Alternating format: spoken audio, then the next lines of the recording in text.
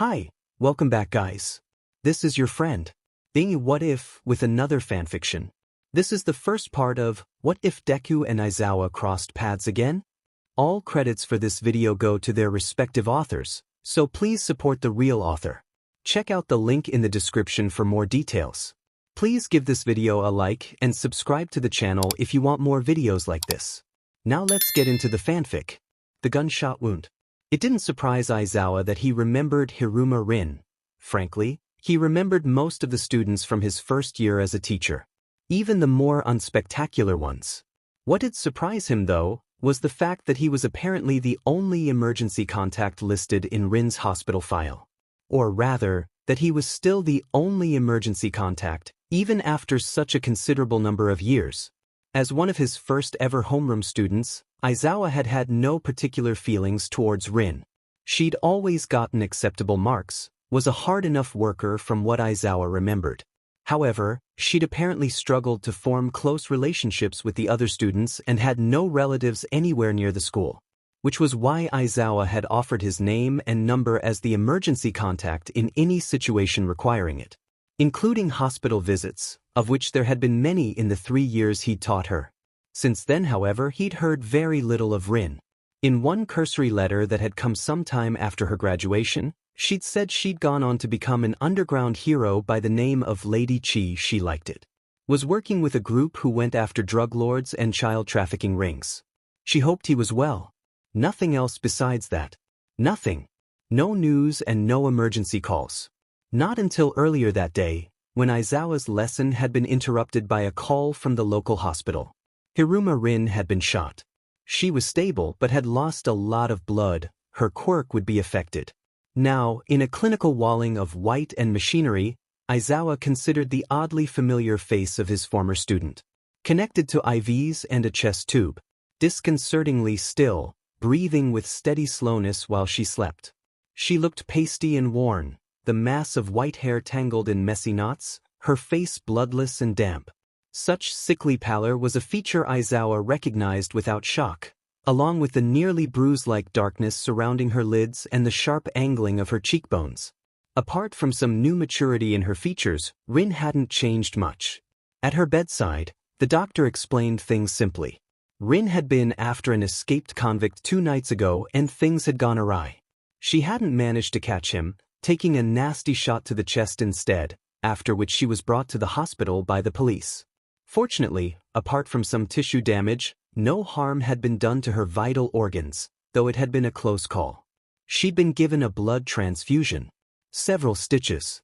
Considering the nature of Miss Hiruma's wound, it seems unlikely that she'll be able to resume hero work for a while. Quite unfortunate, Aizawa droned in turn. He glanced back to Rin for a moment with a dull sense of the impersonal, a former student, older now and seemingly very much the same as she always had been. However, it was also very much like looking at a stranger. Of course, Aizawa was concerned, but it was the type of concern one would have for a thirsty houseplant. The doctor nodded, tapping a pen against the clipboard he held. A pause of little meaning passed between them before he spoke again, more hesitantly this time. Miss Hiruma is going to require a lot of rest as part of her recovery. Possibly someone to help oversee her care. Are you a relative of hers, Eraserhead? No. I'm not a relative. I see, the doctor murmured, eyeing out his clipboard once more. You were the only person listed as an emergency contact. Aizawa stared. So I've been told. Are you aware of anyone else we might be able to get in contact with regarding Miss Hiruma's circumstances? No relatives. No friends from high school he could remember. There were the other underground heroes, of course, though Aizawa hadn't exactly made friendly chit-chat with any of them for quite some time. He wouldn't know who to suggest on that front. Unfortunately, he said to the doctor with impending uneasiness, there's no one I can think of. The doctor stared skeptically, as though to question Aizawa's status as this poor girl's only saving grace. I see, he hummed. Another pause, this one much more potent than the last, weighed heavily by looming expectation. It had been suggested over the phone that Rin would need some sort of assistance in her recovery. That someone would have to be there for her. The implications had been clear, and Aizawa, in his rush for the hospital, had reasoned that it would be easy enough to discourage it. Only now, faced with the actuality of the possibility, he wasn't so sure he'd be able to bring himself to do so. Not if he was the only person to whom Rin had any apparent connection. In low tones, seeming to speak less to Aizawa than to himself, the doctor began again. I'll have to ask Miss Hiruma for some more information when she wakes up. It'll be much easier for her if there's someone to help her out when she can stay with me. A wide-eyed stare. Pardon? Hiruma Rin can stay with me when she's discharged, Aizawa repeated. Of course, though, she wouldn't exactly be staying with him. Not in the UA dormitories. However, his apartment wasn't far from the school. If it really came to it, Rin could stay there until she was ready to do things on her own again. Bringing the pen to his lips in a thoughtful gesture, the doctor considered Aizawa seriously. While it would be ideal to have someone keeping an eye out for her, you're under no obligation to take Miss Hiruma in. Alternative plans can be made. It would be the most rational thing, Aizawa said. That is, if there's no one else who'd be able to help care for her instead. Without offering any further hint at objection, the doctor thanked Aizawa and said they would be in contact. He expected Rin would have to remain hospitalized for another 3 days or so to be monitored. When she was discharged, Aizawa would be given the rundown of medications and any other requirements for her care. The doctor assured him it wouldn't be anything serious, things like helping out with the occasional errand and making sure she was following her treatment plan. This last detail was mentioned with particular emphasis as, apparently, Rin was a frequent visitor to the hospital and had made herself known for not following doctor's orders. That evening, Aizawa left the hospital with a peculiar knot in his stomach. Apart from the odd biographical detail and some knowledge of Rin's quirk, Aizawa knew very little about her. Shamefully little, as a matter of fact, and it was hard to say whether he had made the right call by offering his help. His help, his apartment, his presence. Already, he had a rowdy group of second years to be responsible for. Now too, possibly, had an invalid. Houseplants and a rice cake. The 3 days passed, and it was only on the morning of the 3rd that Aizawa heard from the hospital again. Rin would be discharged that afternoon. They'd managed to contact her grandmother, who resided in Miyazaki, but the woman's health prevented her from traveling to Musutafu to care for Rin. Was Aizawa still willing to assume that responsibility? Would he be able to fetch her from the hospital? Yes, he would be there when his lessons were over. And that was that. Only when he left the school that day did it occur to him that he should at least have done some tidying around his apartment. Despite being hardly lived in nowadays, it had continued to remain cluttered with old newspapers and folders and books, and was generally unwelcoming. There wasn't much light, probably a lot of dust. However, the dishes had at least been washed the last time Aizawa was there. A thought on the topic of dishes, apart from a few beers and potentially a block of cheese, the fridge would be empty. There may have been some sort of ready-made meal in the freezer, but the thought was bland and unappetizing, and Aizawa resolved to give Rin money for pizza or something that evening. He'd get real food over the weekend. All through his drive to the hospital, Aizawa considered such peculiarities of his domestic ineptitude. Unwashed and unused bedding. Boxes still unopened from when he'd moved into the apartment 3 years ago. Beyond a single bottle of dish soap, he didn't own any vague semblance of a cleaning product. It all amounted to an irksome sense of uncleanliness, and when Aizawa eventually entered into the hospital waiting room, its floor shiny and waxed, the white walls hung with clinical landscapes, he felt an uncharacteristic need to scrub himself. An old woman was at the reception desk, typing busily as she glanced between her computer screen and an array of open folders. When Aizawa came to the counter, she looked up at him, gave a smile quite unsuited to the rush-hour bustle. "How can I help you?" "I'm here for Hiruma Rin." Nodding, the old woman turned her attention back to her paperwork. "Name, please." "Aizawa Shoyuta." "Ah, lovely." She placed a clipboard and pen on the counter. "If you would please fill in your details, then sign here and here." "Are you a relative, Aizawa-san?" Doing as instructed, scrawling down the usual sorts of information, Aizawa shook his head blandly. "No," he said. "Just an old teacher. Rin-chan has been very excited to see you."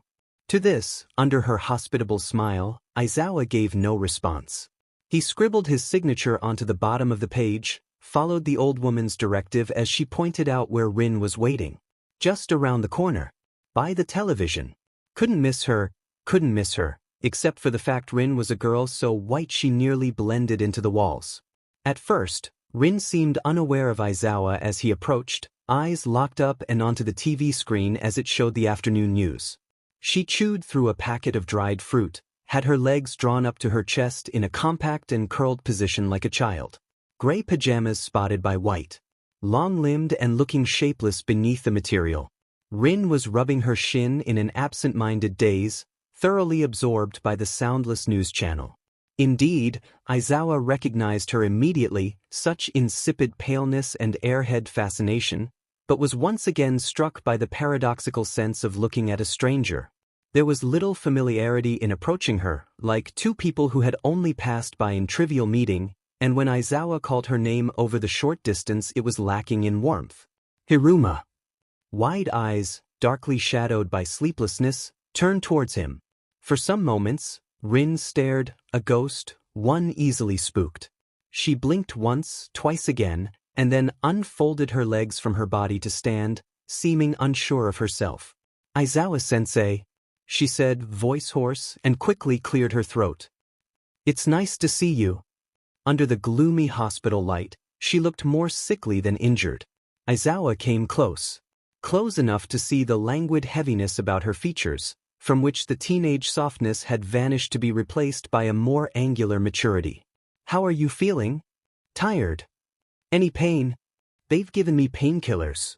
Good. Silence. On the seat next to where Rin had been sitting, there was a canvas bag containing medicine, small, personal belongings, and the half-eaten packet of dried fruit.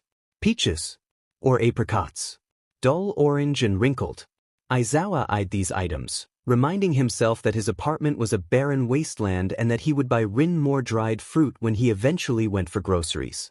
Shifting her weight, Rin glanced away from Aizawa. I'm really sorry about this, sensei, she murmured. The doctors are overreacting. I'll be fine to stay on my own. Aizawa raised an eyebrow at her.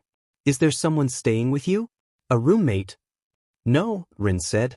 But then it'll be better this way. Turning, Aizawa gestured to the bag on the seat. Is that all you have with you? There was some sense of hesitation as Rin looked to the bag and the dried fruit. She picked them up, the glassy clink of what was assumedly medicine bottles chiming as she did so, and gave a curt nod of confirmation. The bag and the flimsy slippers on her feet. All she had. Silvery white hair clearly having gone unwashed for some time, up in a slick ponytail which tried and failed to be neat. Aizawa assumed Rin would probably want to shower at the earliest opportunity. He wasn't sure where she lived, but it surely wouldn't be too far out of the way. They'd stop there for clothes, whatever toiletries she might need. Maybe also buy dinner. An uninteresting building near the train station, something of a city lodge in which Rin rented an apartment of her own. Aizawa would have waited for her in the car, would have left her to clean up and pack and go about her business without him hanging around, except the doctor had informed him in their earlier phone call that Rin shouldn't lift heavy things. Like overnight bags filled with much more than one night's clothing. As such, Aizawa followed her into the building's elevator. Up to the 4th floor. There's beer in the fridge, if you want some while you wait, Rin said into the silence, over the aged ting of the elevator as the doors slid open. Or wine. They stepped out into the hallway and Aizawa shot her a look. I'm driving. An awkward pause. Oh, right. And then Rin began a hurried walk around the corner. Surprisingly, her place was just as much a stewing mess as Aizawa's was, though perhaps with a touch more of the cultured temperament. A small, cramped space, in which books lacking shelves were piled in precarious towers along the walls and which was in scant possession of furniture. A couch was shoved awkwardly in one corner. A series of mismatched chairs, one of which was hung with a blanket, sat facing all directions except toward the small table to which they assumedly belonged. The table itself was strewn with a tremendous spread of papers in no apparent order. A single wine glass, half full with dark red, on the coffee table. Some drawings framed and hanging. Venturing deeper into the unfamiliar domain, Aizawa recognized the faintly mingled scent of laundry detergent, perfume, and something else. An undertone of something more metallic, like rust. And amongst it all, houseplants. Enough for the whole building. Do you want anything, sensei? Questioned in the same chokedly polite tone as one would offer an unwelcome guest. To drink, I mean, or to eat if you're hungry. I'm fine. Just go get cleaned up and pack whatever you'll need. I'd like to be back at you before it gets dark. Rin eyed Aizawa seriously, underscored by the twist of an unuttered question. The doctor never told me how long I'll be staying with you, she said. A while, I'd imagine. Not seeming entirely satisfied with the answer but posing no further discussion, Rin disappeared through into an unseen bedroom and closed the door behind her. Aizawa listened for some moments to the opening and shutting of cupboard doors, hearing Rin sporadically mutter things to herself. Shuffling. Unidentifiable scrapings. And then the warm hiss of a shower being run. It was necessary to remove a wound's dressing before a shower. More important was not to soak the wound itself. Aizawa hoped Rin paid attention to that part of her care on her own. In the meantime, Aizawa trailed his eyes along the various spines of her books. Hardbacks on Introductory Psychology, Childhood and Adolescent Development, Understanding Abnormal Behavior, 12th edition, Psychology of Human Sexuality, and some medical anthologies. Classic literature. More on children's psychology. The Big Book of Blood. Cookbooks, iron-rich recipes and cooking for blood health. Criminology. Semiotics. More on sexuality. More on blood. All thrown together in a jumble without the slightest attempt at being alphabetized or color-coded.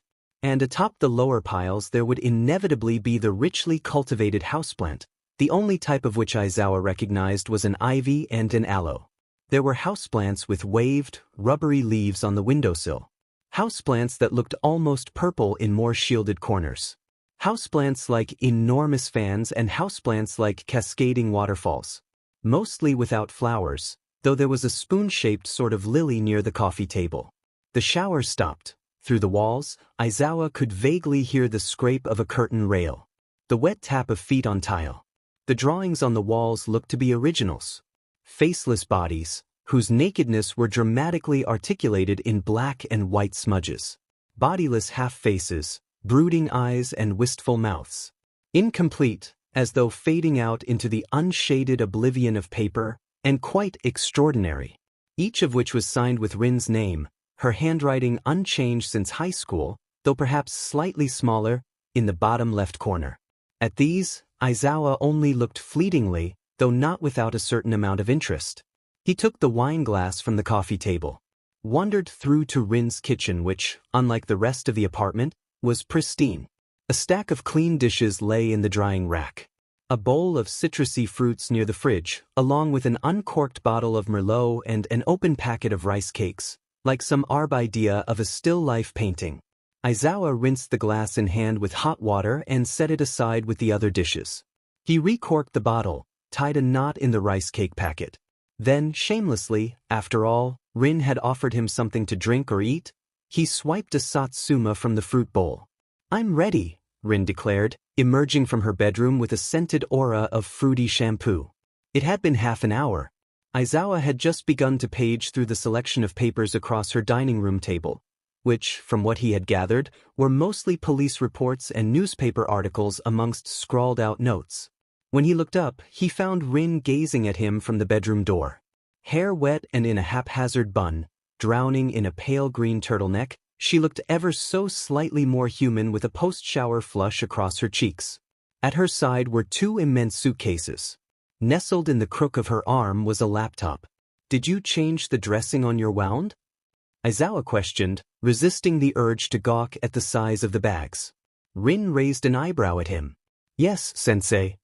And you've got whatever medicines were given to you? She pouted. You don't have to baby me. I have everything. But then let's go. From Rin, Aizawa took the bags and nearly threw out his shoulder. He questioned such ridiculous heaviness, to which she blushed and apologized but didn't give any specific answer about the suitcase's contents. They made for the door. Rin double-checked that all the plugs were turned off and that she had no disposable food in the fridge. In a decidedly last-minute moment of charmed consideration, she hurried to browse her book piles one last time, made a few selections and deselections while Aizawa waited in the corridor, watching her. White skirt that floated about her legs.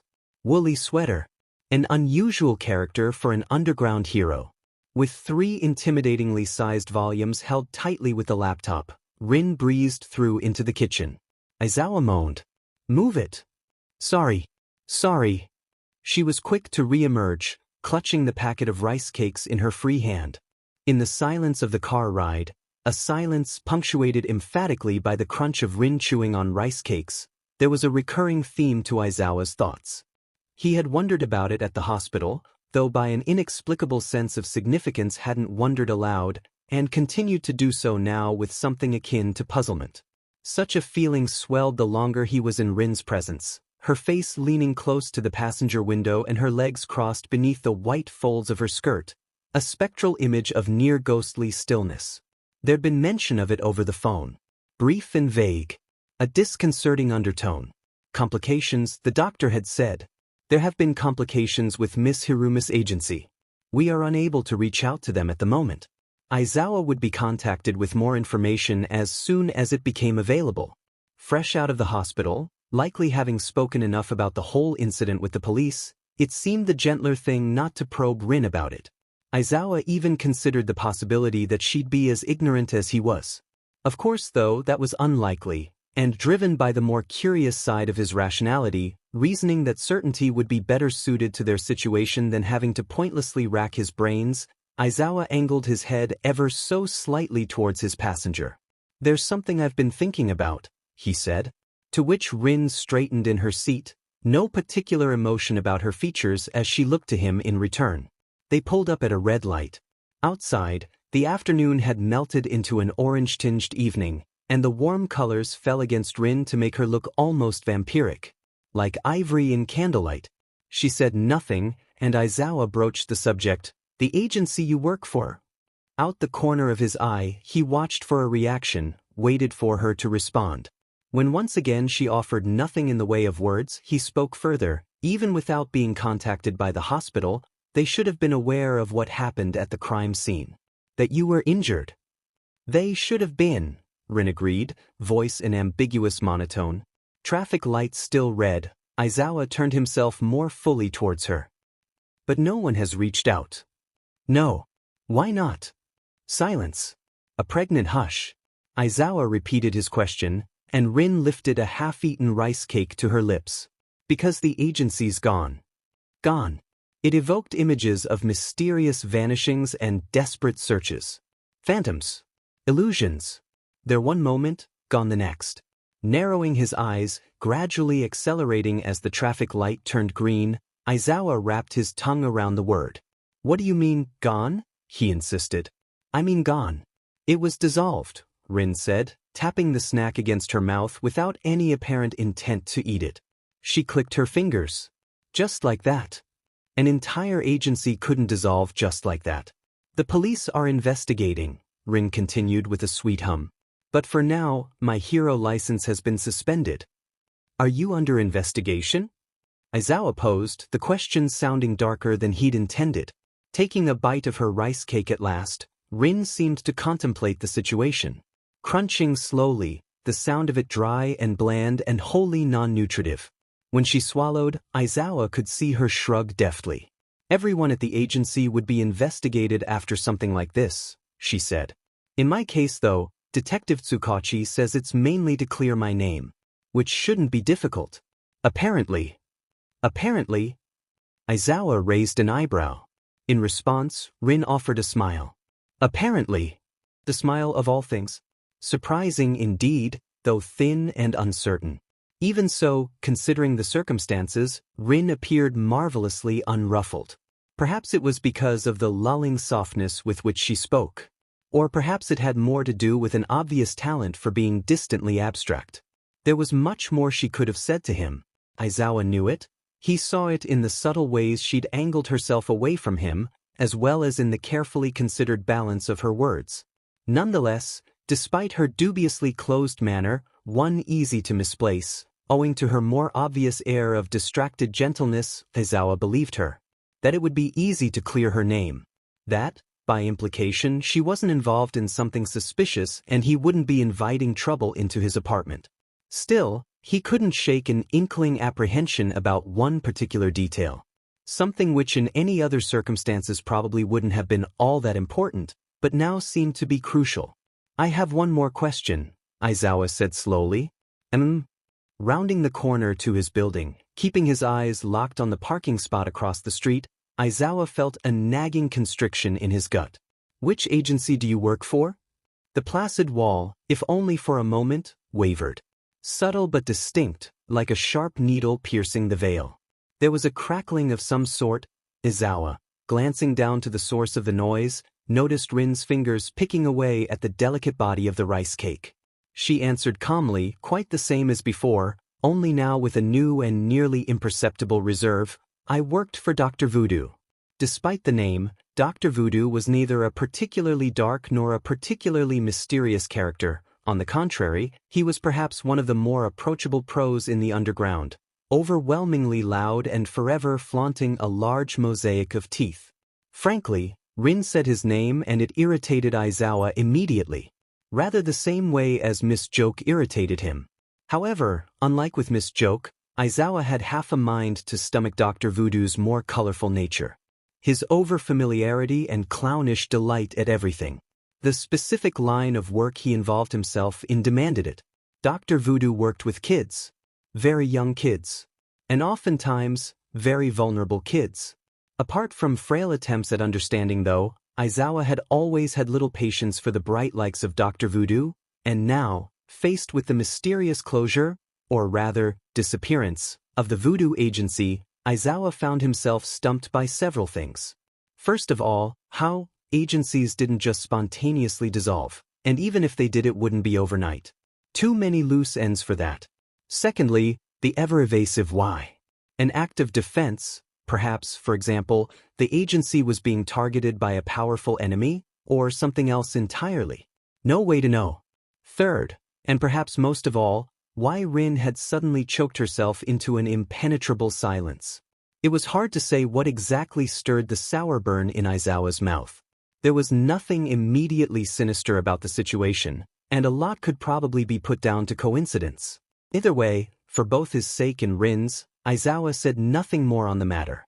At least, not for the moment. "It's not much," Aizawa said, opening the door. "Just excuse the mess." Next to him, Rin cast her eyes over the apartment. She glanced to Aizawa, and he looked at her, which, with curious indolence, made her look away again. A sharp breath. Rin shifted her weight, saying quietly, "It's nice, sensei." While not embarrassed by the state of his apartment, which was indeed a mess as well as being lackluster, no art on the walls, no hint of any cultured or even bohemian order to the disorder, Aizawa was more thrown by how out of place Rin looked amongst it all. Soft and airy in her oversized clothes, likely more at home in between the high shelves of an antique store on a rainy day than in such musty accommodation. It was akin to seeing a deer in the middle of a city. While Aizawa lugged her suitcases into the cramped entranceway, Rin wandered forth slowly. She gazed with intent interest, though at what in particular, it was hard to say. Perhaps the few scattered books which lay here and there, or perhaps the beaten furniture flanked by boxes, some open, others not. The coat strewn across the couch. The empty mugs Aizawa had obviously forgotten on the coffee table. At the sight of it all, he became irksomely aware of the emptiness of the space. Emptiness, indeed.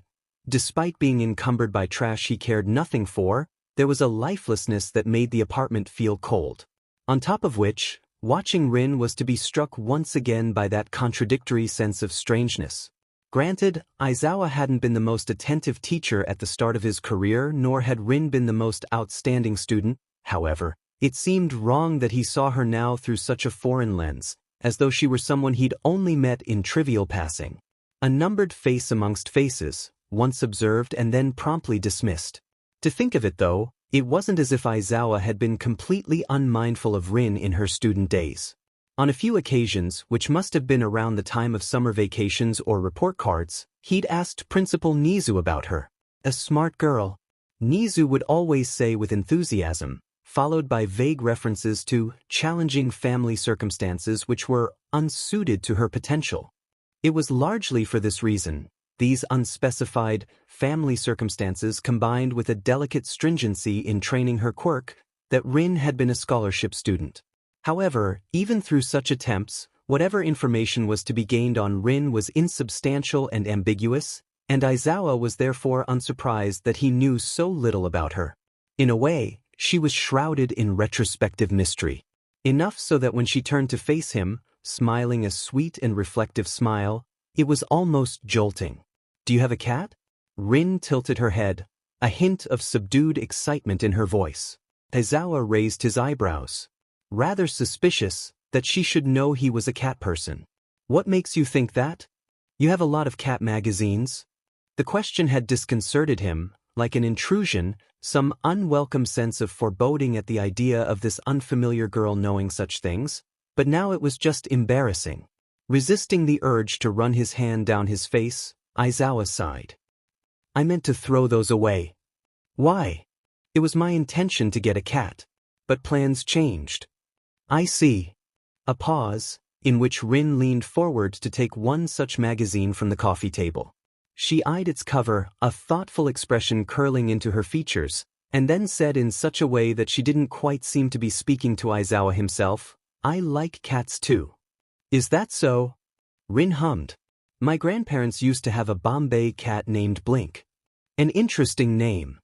Once again, Rin gave an absent-minded smile as she began to page through the magazine, obviously paying no attention to its contents. "Just interesting," she murmured. Then, with a sudden snapping movement, she returned her attention to Aizawa. "Thank you for doing this, Sensei. I know I said I would be fine on my own, but I appreciate that you're willing to." She paused, considered her words. "Willing to look out for me. Willing to take care of me. That you're letting me stay here." To which Aizawa said quickly, "It's nothing." Feeling around his pockets for his wallet, revealing it with anxious care, by now it was dark outside, and he began to feel an itching need to be getting back to the dormitories before someone in Class 2A burned down the buildings, he pulled out a few notes and moved to hand them to Rin. "There's nothing to eat around here. Order yourself something. I will buy whatever else you need when I come back this weekend." The smile vanished from Rin's face, lips falling into a thin and pale line. She lowered her eyes to the money Aizawa held towards her, then back up again. "You're leaving?" "I have to get back to my students." For the first time, Aizawa realized that she probably hadn't heard about the new rooming system at the school, and also for the first time, he felt half a sense of guilt in the face of what looked to be a young woman's disappointment. Steeling himself, Aizawa rubbed his palm against the back of his neck. "I'm responsible for the second-year dormitory during the week," he said. "But I'll be back tomorrow evening." Rin nodded gently. "I see." In the meantime, though, Aizawa gestured for her to take the money. "Use this to—" Rin's nod turned to a shake of her head. "You don't have to do that, Sensei. I still have rice cakes that I can eat." Rice cakes, such bland, chewy crunching which fell through the body like air. More cardboard than food. "Don't be ridiculous," Aizawa said. "Rice cakes are delicious. Just take the money, Hiruma." The narrow line of her lips fell into something of a pout. Yielding with a certain amount of hesitation, Rin did as she was told and Aizawa continued on with last-minute business. He wrote down his number on a stray piece of paper, for if she needed anything, and pointed out the more important aspects of the apartment. The shower leaked if the water ran for too long. There was a loud and vexing neighbor down the hall. Rin was welcome to sleep in the bed, use the TV, do whatever she liked within the implicit bounds of reason. And all the while, she listened without really seeming to listen. A spare set of keys was in one of the bedside tables. Aizawa, recognizing the absurdity of handing them over to someone nearly a stranger and yet feeling no apprehension in doing so, gave them to Rin as they said goodbye at the door. "Phone anytime," he said. "And do exactly what the doctors have told you to." Rin was silent in the doorway for some moments, seeming to chew on his words, and Aizawa considered leaving without further ado. However, before he could do so, he noticed Rin's fingers float with pensive inattention towards her chest. She narrowed her eyes, which Aizawa noticed, were a disconcertingly pale shade of green. "Before you go," she uttered, an odd gravity in her voice. "Do you only come back to your apartment over weekends?" "Generally," Aizawa replied. "Why?" "Just wondering." And something told Aizawa, something in the way she tapped her fingers against her forearm and how she stared at him through a hazily ponderous gaze, that Rin was doing more than just wondering. Even when she smiled once again, tilting her head at him in an endearing gesture, something was off. Nothing nefarious. More like a slithering anxiety. "Have a nice evening, Aizawa-sensei," she said in the same pastel tones as before. "Thank you for everything. Don't mention it." "The letters. There was once a letter I wrote you, a letter and not a phone call or an email, because paper is easier to burn. Better to destroy. And I'd considered destroying it, because you'd never know if I did. So I wrote the letter. I wrote 1 and 2 and 5 letters, trying hard to explain the things school essays couldn't. To say anything at all after all the years. Questions, a thank you. All of it flimsy and false, like bloodless lips sucking at bones. It was hard to explain, these things like ghosts in my chest. Hammering, soaked in red. Hazy in ways I couldn't begin to understand, within the mind of a child and a body like a halfway house. Do you remember, Sensei? I sent a letter that ended up saying nothing at all. And you replied with the same black ink, the same white paper. Saying even less. Simple words I kept and keep in secret boxes with other essential things. An anchor, locked away. Hidden for the days when everything feels a little too dark or adrift.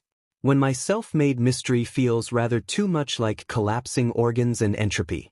Those days, I remember you. You don't know it, nor have I ever had the words to grasp the feeling. A little less lost. I don't think you realized it. Don't you remember, Sensei? Misplaced concerns. From his return to the dorms the previous evening all through to the end of the school day, Aizawa's mind had been elsewhere. Full of pessimistic speculation and unwieldy unease. Now too in the staff meeting, which dragged by as though the weekend wasn't pleasantly looming before them, he found himself adding little to the conversation, even going so far as to pay no attention at all. Poor form, he knew, but as far as discussions about new staff members or about the state of the school gardens went, it wasn't as though he had any particularly important role to play anyway. Besides which, at that point in time, his negligence in other matters seemed to be rather more pressing.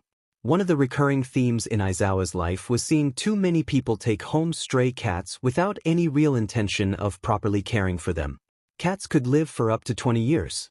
Cats needed neutering and shots, and were lactose intolerant, despite popular opinion.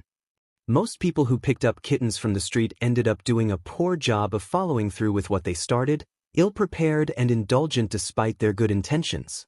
And much like it was with stray cats, Aizawa had abandoned Rin. Had left her to fend for herself in a completely foreign apartment. His own slackness, almost hypocritical in a way, was disconcerting. Right now, Rin could have been passed out across the kitchen floor, or may have been bleeding out in the bathtub. Her wound could have split open. She could have been choking on her own blood behind long unopened windows and specters of dust. There were any number of possibilities which Aizawa had been commissioned to prevent. For which he himself had volunteered by some unspoken sense of responsibility. And yet, here he was, in a staff meeting, having left Rin alone for nearly 24 hours. She could already have been dead and he wouldn't have known any better. Of course, Aizawa had never been one to overthink things. Such fatalistic possibilities were hazed by the impersonality of the hypothetical, and he found himself more bothered by the simple fact that he'd shirked his duties. Duties which were self-imposed. Duties which he'd been under no obligation to accept in the first place. Rin had obviously also had a different idea of how things would work. Her face, angular and shadowed, had dropped into something of a muted displeasure when he'd left the apartment the previous evening, and inexplicably, that look had ghosted itself through Aizawa's mind several times since then. The curiously thrown undercurrents in her voice. The way she'd touched at her wound with absent-minded hesitation. All minuscule and insignificant, yet managing to leave Aizawa thoroughly unsettled. Which was why, at the end of the staff meeting, he was in a hurry to get back to her. He made his way through the hallways, which by now were largely deserted and dim in the disappearing daylight. Leaves turned red and brown outside. It was possible to hear the slightest hum of traffic from somewhere far off. Amongst it all, there was a golden melancholy to the evening, a comfortable lethargy so typical of autumn. Days retiring. Crisp winds, precariously balanced between warm and cool. Listening to the rhythmic tap of his steps, Aizawa took his phone from his pocket. 1708, with 3 messages from a number he didn't know.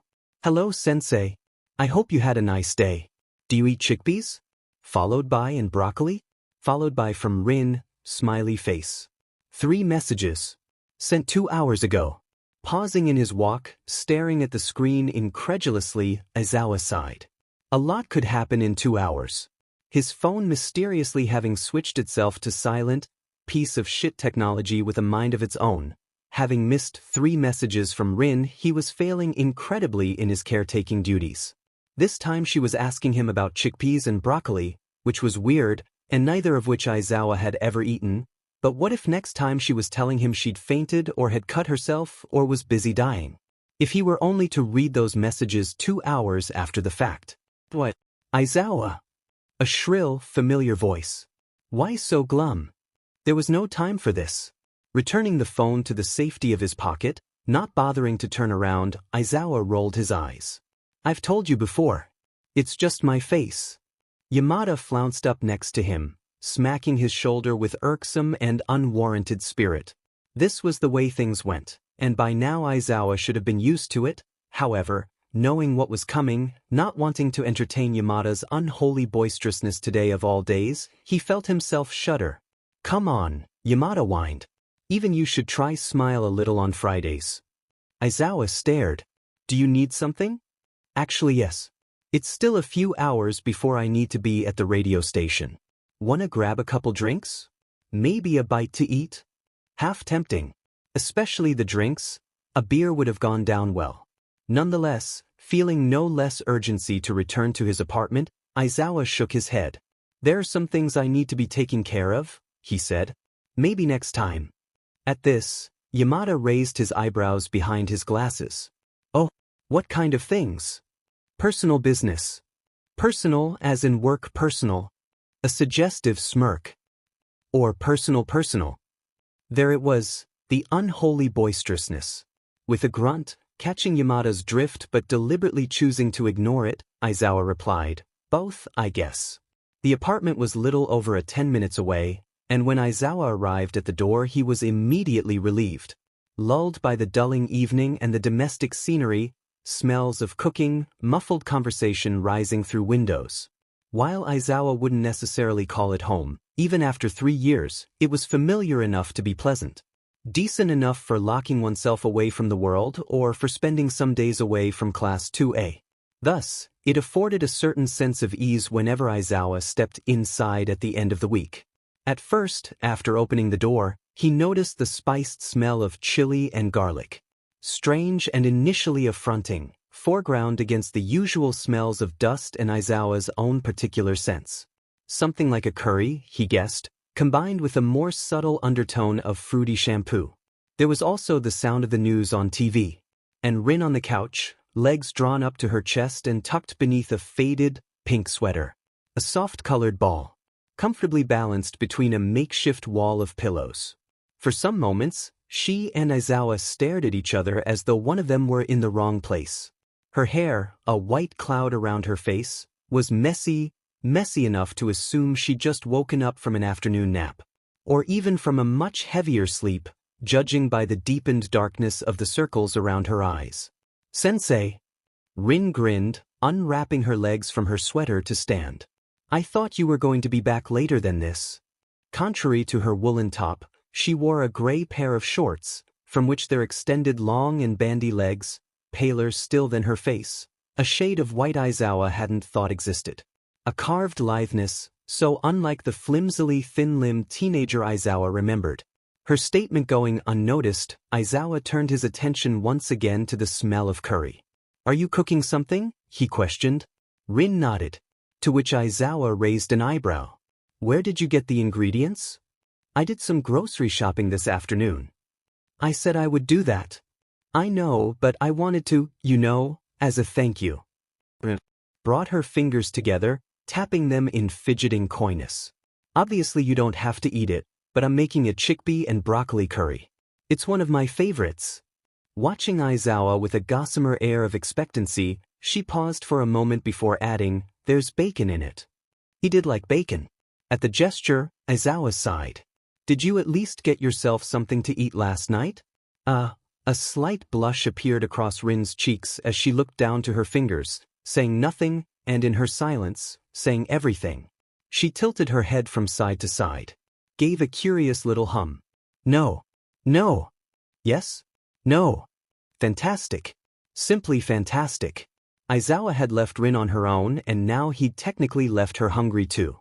Narrowing his eyes, he spoke in quite the same way as he would to one of his students, someone like Midoriya or even Kaminari.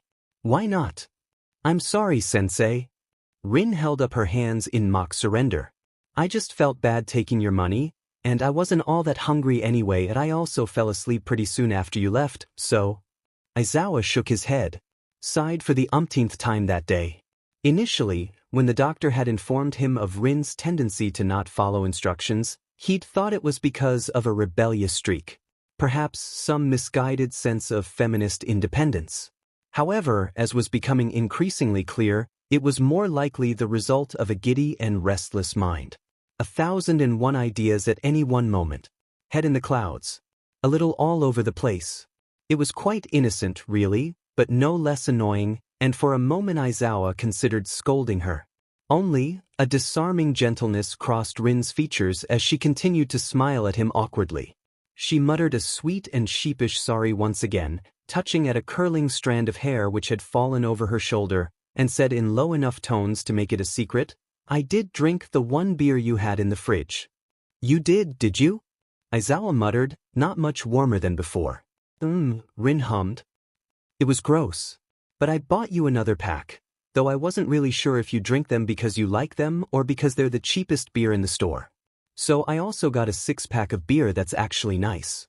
Such an act would usually have been pretentious and intrusive, marvelously aggravating even. However, the fact of it was offered to Aizawa with such pure genuineness, such a delighted look of pleasure, that he found himself unable to be anything but slightly charmed.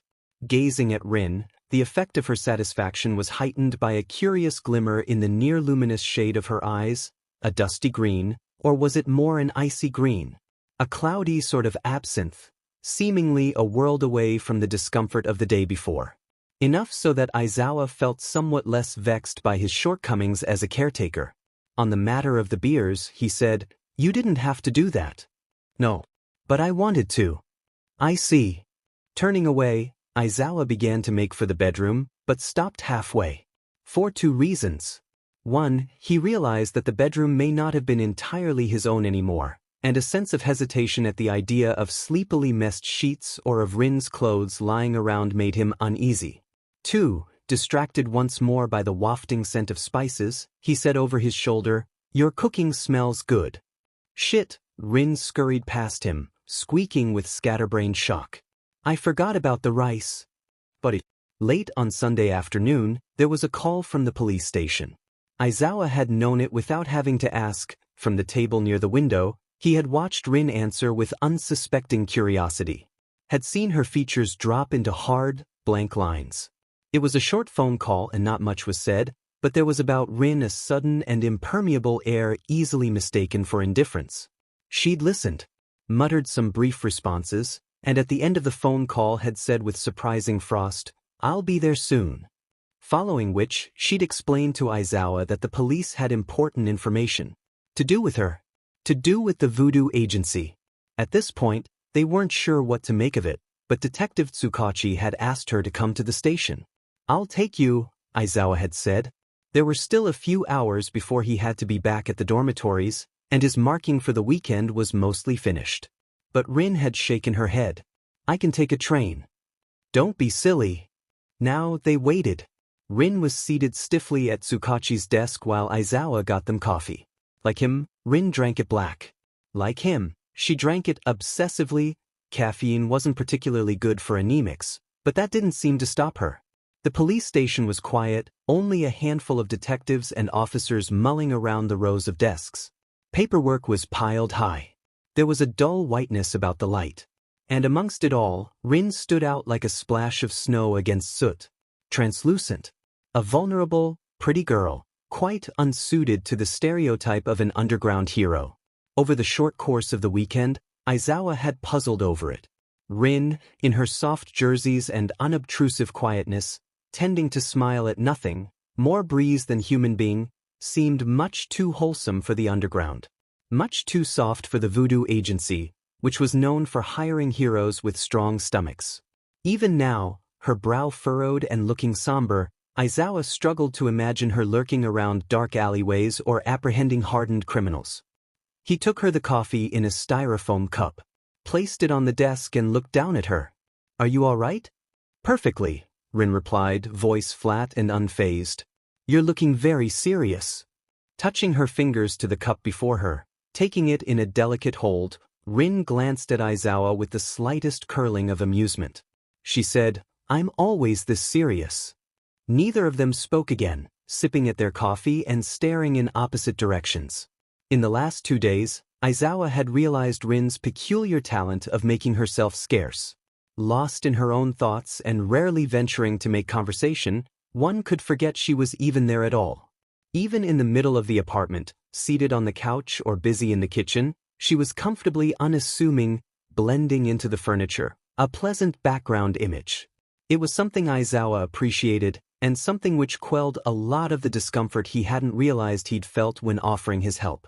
Guests had always been a nuisance to him because of the accompanying sense of violation, because of the inevitable and obnoxious hijacking of his personal space. There was none of that with Rin, only placid stillness. As was the case now, except with simmering undertones Aizawa couldn't quite place. Emerging at last from the other end of the station, Detective Tsukachi spotted Aizawa and Rin at his desk. He hurried towards them, carrying in his arms folders and paperwork, and offering a smile upon arrival, one which, in spite of its good-naturedness, was clearly unsettled and unsettling.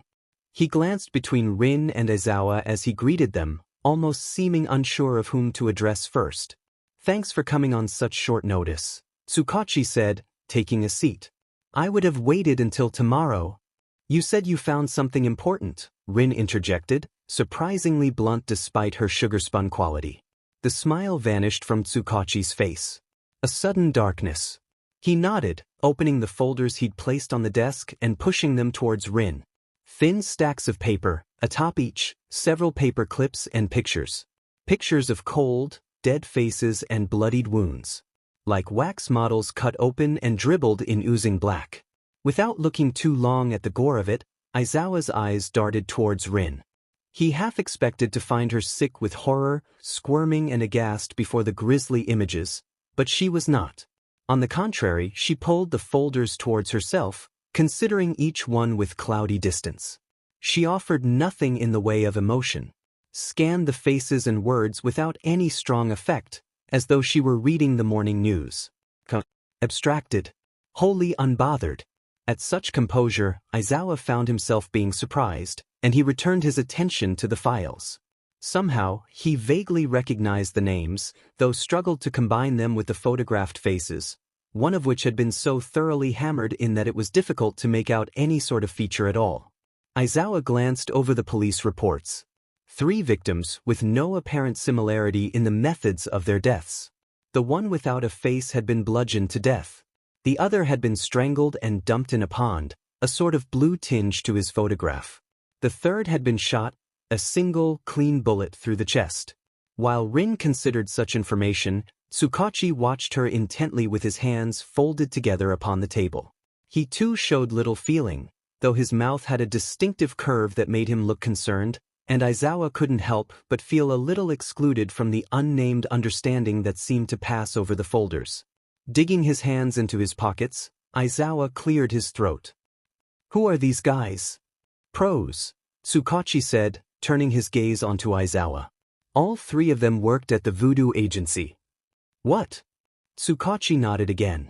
Then, Flattening his palms onto the desk, leaning towards Rin, he questioned her in low and gentle tones. Did you know them?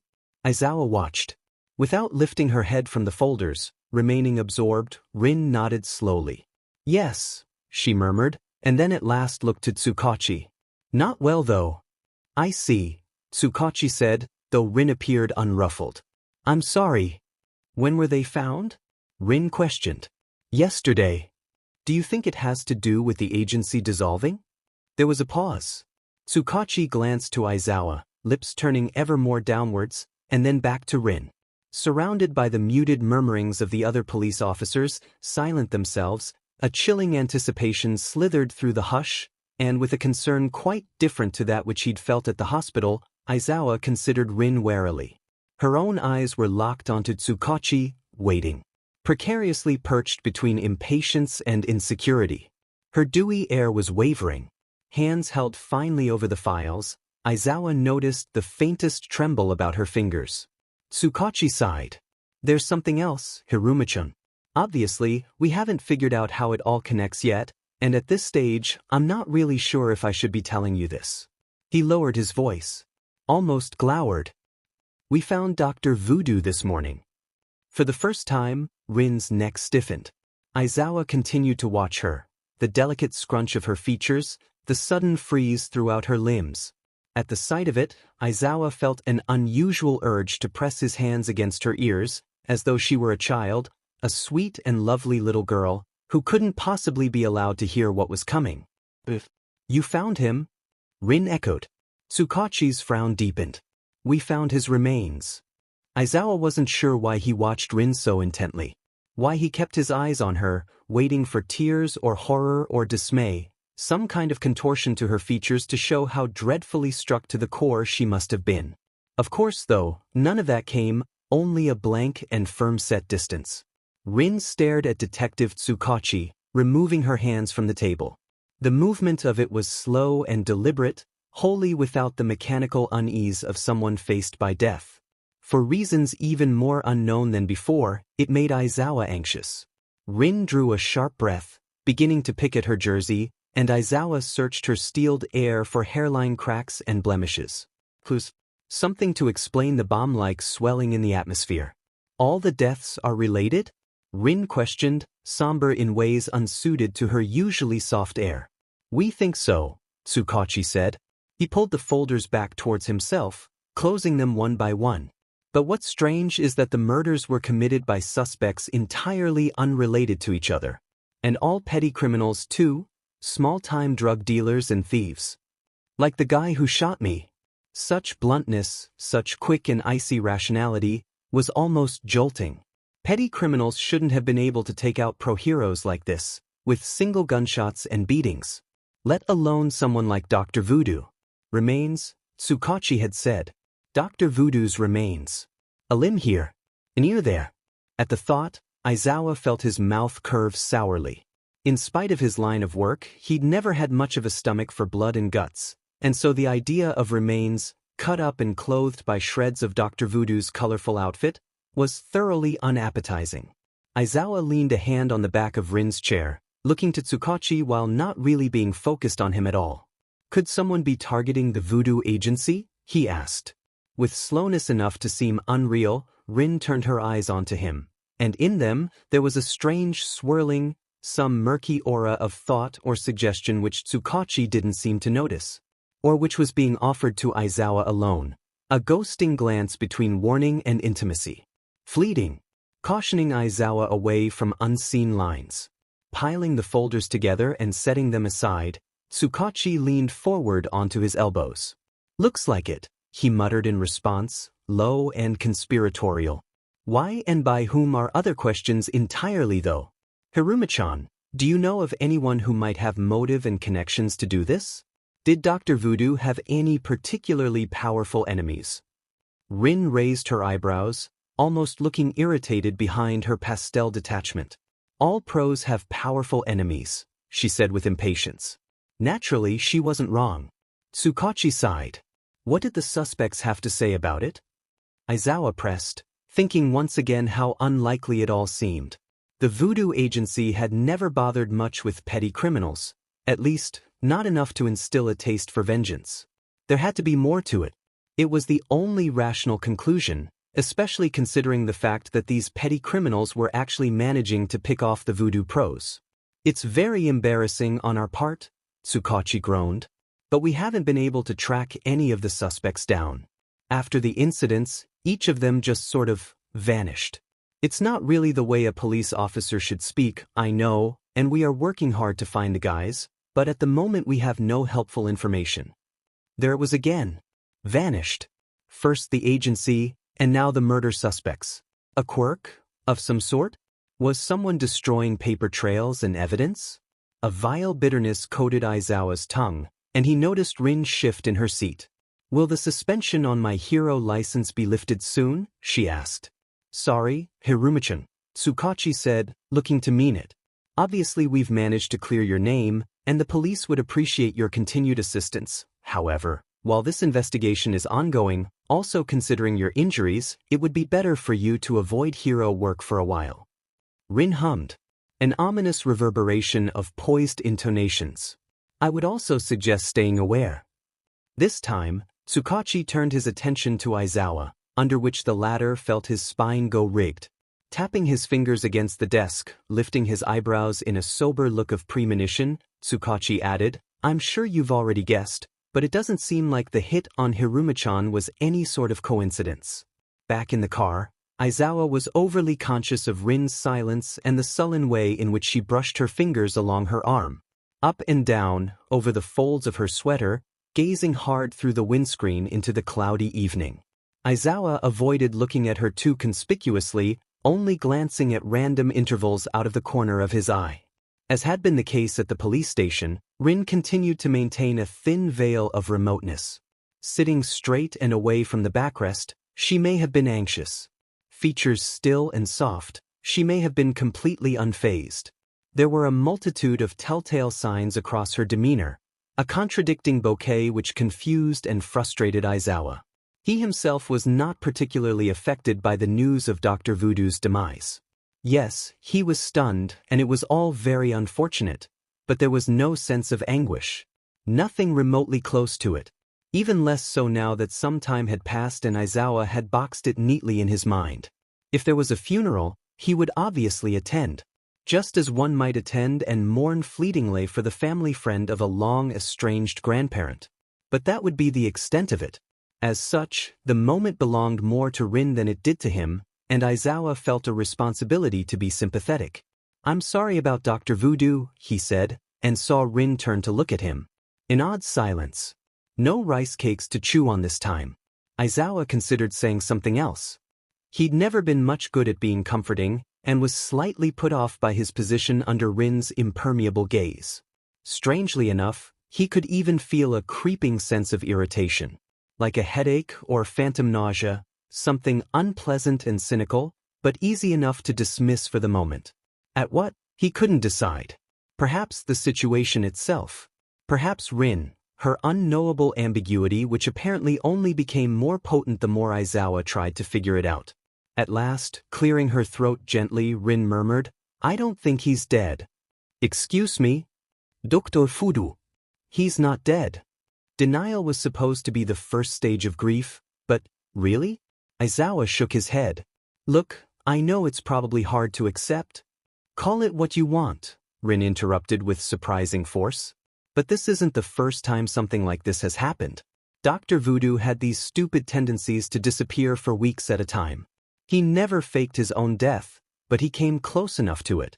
I don't think this time is any different. She spoke with enough conviction to almost convince Aizawa. Not taking his eyes from the road, which by now was bathed in graying darkness and flashes of streetlights, he raised an eyebrow. Why do you think so? Daintily, Rin shrugged. Maybe he's hiding.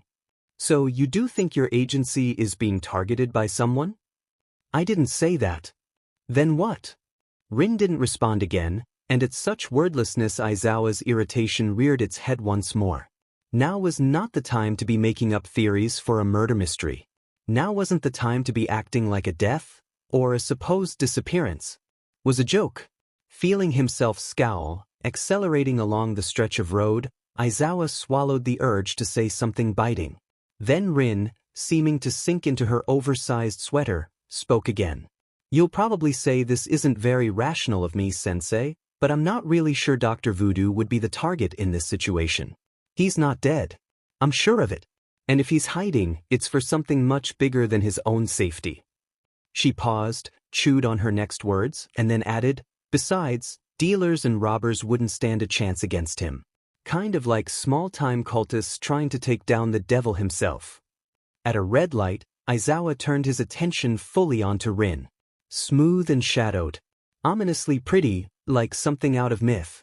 Illuminated by the scarlet glow, Rin didn't look away, instead offering Aizawa the same look as earlier, one of elusive understanding and oxymoronic caution. Please, come in, trespassers will be prosecuted. Met by her stare, Aizawa narrowed his eyes. Tightened his grip on the steering wheel. Why are you saying this, Hiruma? He demanded. To which she straightened again and, with irksome sweetness, smiled. She smiled as though their conversation hadn't just been about death and conspiracy. An airy, girlish grin which, paradoxically, made Aizawa's lurking mood dissolve. Just a hunch, Rin cooed. The police will probably figure everything out in no time. After everything, it seemed irresponsible to leave Rin on her own. In a half-inspired moment, Aizawa even suggested she come to stay at the dormitories. There were always spare rooms. It wouldn't exactly be very comfortable, but at least it would be more secure. If it were only for a short time, Principal Nizu probably wouldn't mind. After all, he'd always seemed to like Rin. Of course, though, it was a suggestion which was met with a skeptical expression, and Rin just about scoffed. You don't have to worry about me, sensei. I'm not a high school student anymore, she said. To which Aizawa had no response. He was supposed to be overseeing her health, yes, but he wasn't necessarily supposed to be protecting her. He was a somewhat involved bystander to her well-being, not a babysitter. By all logic, Rin had survived in his apartment thus far and would continue to do so, and so it did seem absurd that Aizawa was making this sort of fuss. As such, after having returned to the apartment, Aizawa took it upon himself to leave again as quickly as possible. To leave Rin to her own devices and get back to the job he was actually supposed to be doing. He'd packed his bags earlier that day. Had rolled up his sleeping bag from its new place on the couch. By these tactical preparations, Aizawa was relieved, and it didn't seem to surprise Rin when he made for the door mere moments after having walked in. There was no trace of the uneasiness from that first day, when she'd lingered in the doorway and had hesitated to let Aizawa go. Quite the contrary. She fluttered up alongside him, saying nothing, smiling faintly, without a doubt.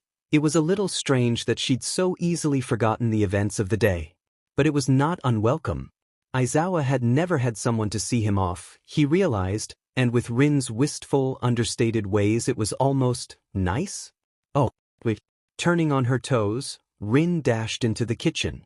Aizawa could hear the fridge open and shut, and when Rin emerged once again into the entranceway, she held out a small Tupperware, one of the only ones Aizawa owned.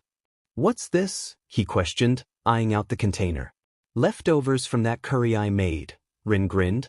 You seem to like it, and since you haven't had dinner, I thought maybe you'd want to take some. He had liked the curry. He'd liked the curry very much, and did not hesitate to take it from Rin. As he did so, he considered the way in which she watched him, realizing the oddity of it, where he saw her through the lens of a stranger. Though the sense of it was slowly dulling, she seemed to look at him as one would at an old friend. A striking familiarity. Once again, not off-putting. She tilted her head, said goodbye. And Aizawa noticed for the first time that she had freckles. Surprised by himself, he began to turn away, saying as he did so, "Call me if you need anything." "Thank you, sensei. But I'll try not to." With that, Rin closed the door on him, the apartment apparently more her home than his after a mere handful of days. For some moments, Aizawa stood in the corridor with the Tupperware in hand and his bag at his side, listening to the slight drizzle of Rin's footsteps as she retreated. Then, feeling an inexplicable exhaustion weigh itself upon him, he left. Throughout the week, there was little news on Dr. Voodoo. 4 pro-heroes dead in a string of underground murders. Police are currently investigating. Nothing more online, no mention of it on the news channels, by which Aizawa wasn't exactly surprised. When it came to the press, the voodoo agency had always been particularly good at staying in the dark. Too little information for far too much fuss. Which was obviously where Rin fitted in well with the bunch of them. Over coffee in the staff room, Aizawa scrolled through the headlines on his phone. He'd called Rin the previous evening to check in with her. There'd been no further word from the police, and otherwise there was no need for him to worry. She was perfectly fine, even seemed to be enjoying herself. Guess what, Aizawa-sensei? There was a kitten in the hallway today. A little ginger one. I was supposed to be going out to get some things, but it was so cute. I ended up playing with it for ages. Charming. And though Aizawa was always ready to drop everything for a kitten, he did find it dubious that Rin had answered his more important questions with short disinterest. Yes, Aizawa-sensei. No, Aizawa-sensei. Yes, I've been doing what the doctor said. No, I'm not lying. There would be no pressing her for information, Aizawa could tell, and though he believed her when she said she was fine, he had resolved it would be better to go by the apartment after school that day to see for himself. Setting down the phone, Aizawa sighed. Drank deeply on his coffee. Certainly, the whole situation should have bothered him much more than it did. He'd spent some sleepless hours stewing over it, but had managed with relative ease to rationalize and streamline the whole thing. Grim as it was, prose died all the time. And Rin wasn't dead yet. If she was someone's target, then another attempt would have been made by now to get rid of her. Actually, if she was someone's target, then they would have made more of an effort to have finished the job in the first place. Coincidence then? Perhaps. Rin's impervious pleasantness was also disarming, her smiles over the weekend and her sweetness over the phone. Of course, she could simply have been very good at hiding her true feelings, and Aizawa felt certain there was something more to her demeanor. Like phantoms behind the door.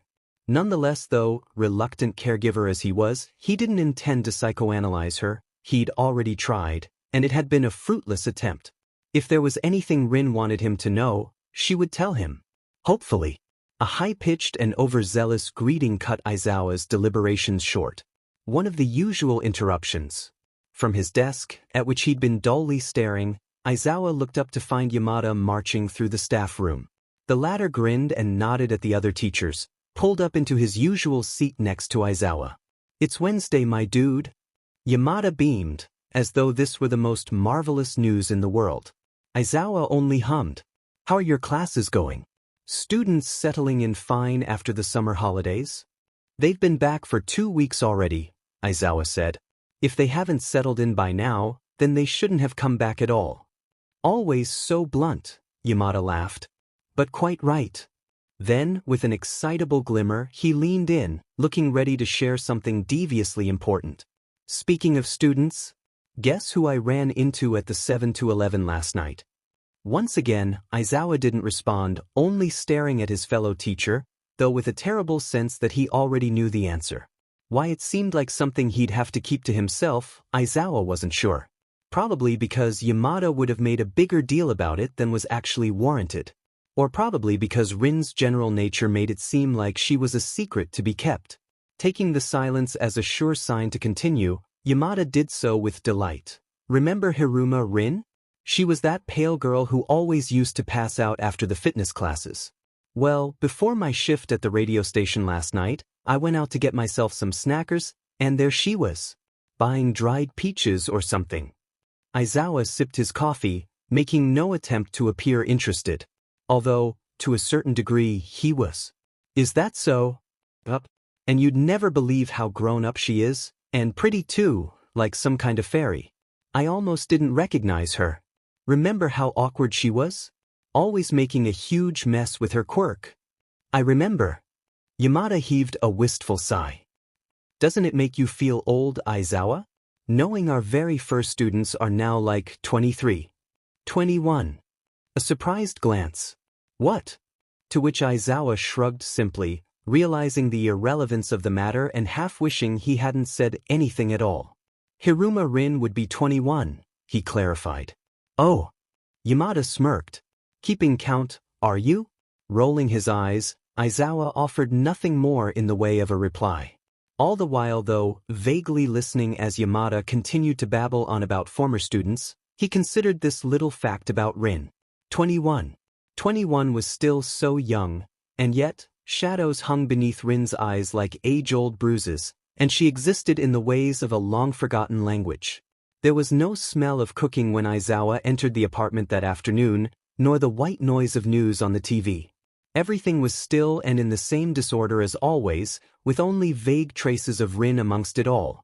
A blanket across the couch, a book entitled Quirkology, Influences on Social Relations open on the coffee table. Aizawa wondered if she had gone out to buy more dried peaches. For a walk. Maybe. Walking was supposed to be good for her recovery, and she could probably have used the sunlight. However, halfway through the living area, a faint rustling drew Aizawa's attention and he turned toward the bedroom. The open door revealed half-hearted darkness. The curtains had been drawn but were futile protection against the afternoon light as it cast a sickly glow about the room. The few pillows Aizawa owned lay scattered across the floor in peculiar peaks. A jersey here. A pair of slippers there. A soft mess of comforts in which Aizawa felt very much like an intruder. And on the bed was Rin, oddly angled and fast asleep.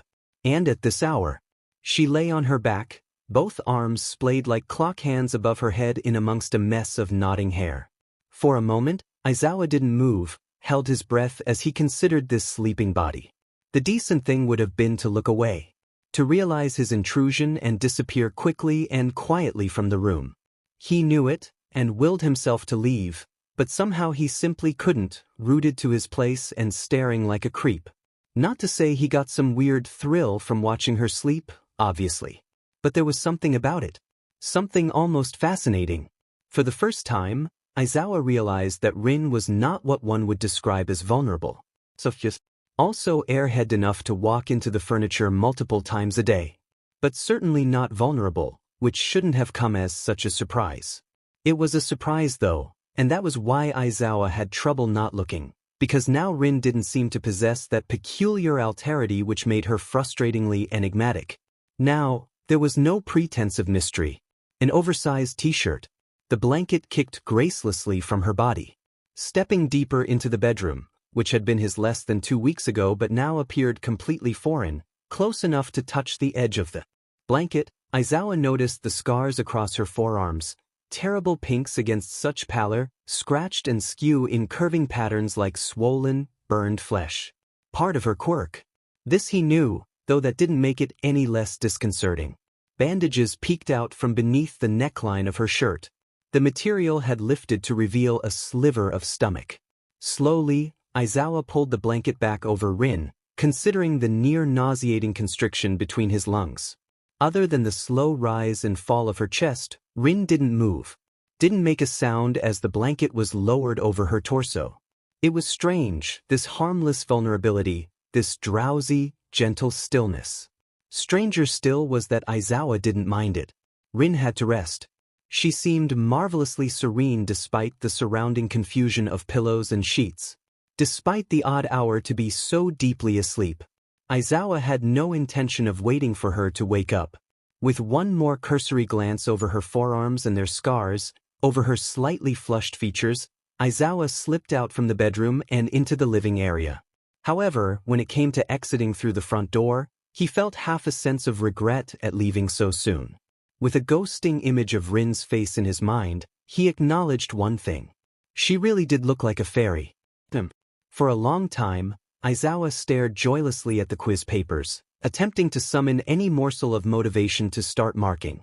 Already, he'd finished 2 cups of coffee, had considered heating up leftover stir-fry from the night before but, in a state of early morning nausea, decided against it. Another cup of coffee? So much caffeine before 4 a.m. probably wasn't the healthiest idea. Not that Aizawa cared all that much. It was more the fact of having to leave the warm safety of his sleeping bag to traverse the tiled floor of the kitchen barefooted. A sacrifice which Aizawa was not willing to make, faced as he was by the ominous chill of this autumn morning. As such, he remained confined to the table by the window, cocooned in his sleeping bag and cursing his sleeplessness. Outside, no soul seemed to be awake with him. Occasional lights flickered on and off in other buildings, preceded only by lonely street lamps. Few cars hissed past. No stray voices echoed up through the darkness. Quiet and empty. Aizawa alone. With a yawn, more of tedium than of tiredness, he turned to ogle the couch. It was only Saturday morning. There was really no need for him to be marking right then. Frankly, the saner thing would have been to crawl back onto the sofa and to shut his eyes once more. Indeed, Aizawa was tempted, but at the same time he knew it would be pointless. Sleep evaded him at the best of times, only to sneak up when it was least convenient. No amount of counting sheep helped. No breathing techniques or bullshit sleepy teas, as Kiyama had once suggested, not that he'd ever admit it to her, but once he'd even gone so far as to try her prescriptions of chamomile and lemon balm. It was nothing but a bunch of nonsense witchery. Rin also wasn't a particularly quiet sleeper, which did nothing to help the situation. All through the night, Aizawa had listened to her toss and turn, the scrunch and thud of pillows being tossed, the blanket being pushed and pulled. Every now and then, she mumbled something unintelligible, invariably followed by the flash of the bedroom light being turned on and then off again. Such restlessness was contagious, it seemed, and Aizawa wondered if it had to do with the unfamiliarity of the space. That is, if Rin felt nearly so out of place in the apartment as Aizawa perceived her to be. If, in her ethereal sort of ways, she felt horrendously uncomfortable between such lackluster walls.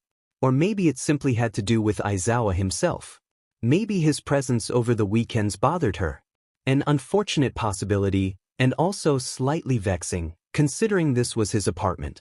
There was the same sort of noise now, movement in the form of a creaking bed and a muffled sigh.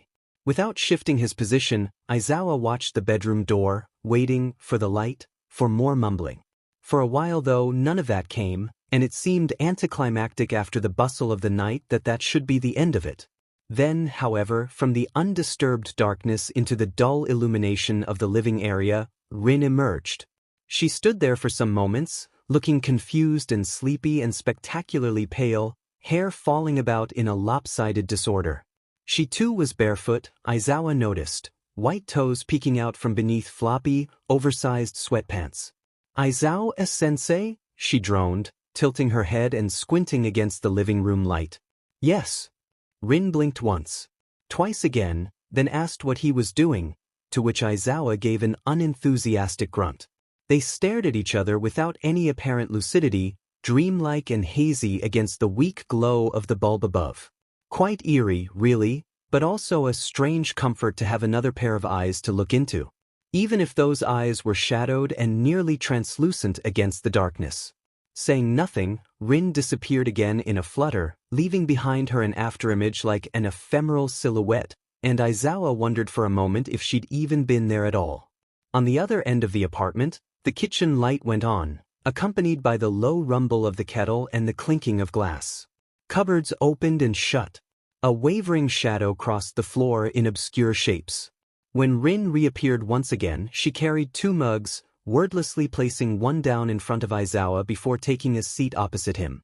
She eyed the spread of papers, clasping her own mug to her chest in possessive comfort. This was a habit of hers, apparently, mute gifts of coffee in the morning, casually leaving them for Aizawa to drink without his having asked.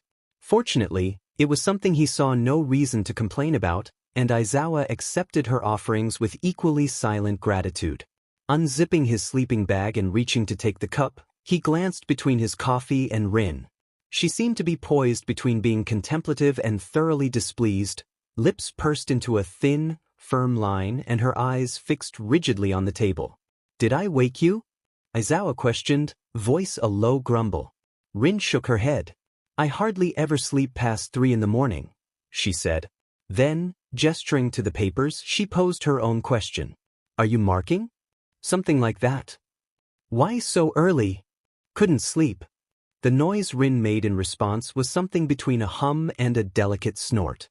She lifted her coffee to her lips, and Aizawa followed suit, though over the rim of his cup he continued to watch her, noticing the subtle tremble about her fingers and the slightly bloodshot dullness of her eyes.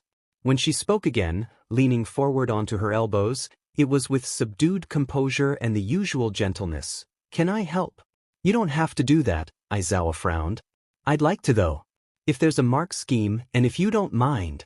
Once again, they stared at each other, one waiting for the other to say something more, and it occurred to Aizawa again that he found Rin's presence perfectly tolerable. Which may not have seemed like much, but was really quite significant. In the close space of his apartment and in the privacy of the morning, it was not unpleasant having her across the table, looking grumpy and at the same time sort of endearing in her mass of clothes and cloud of hair.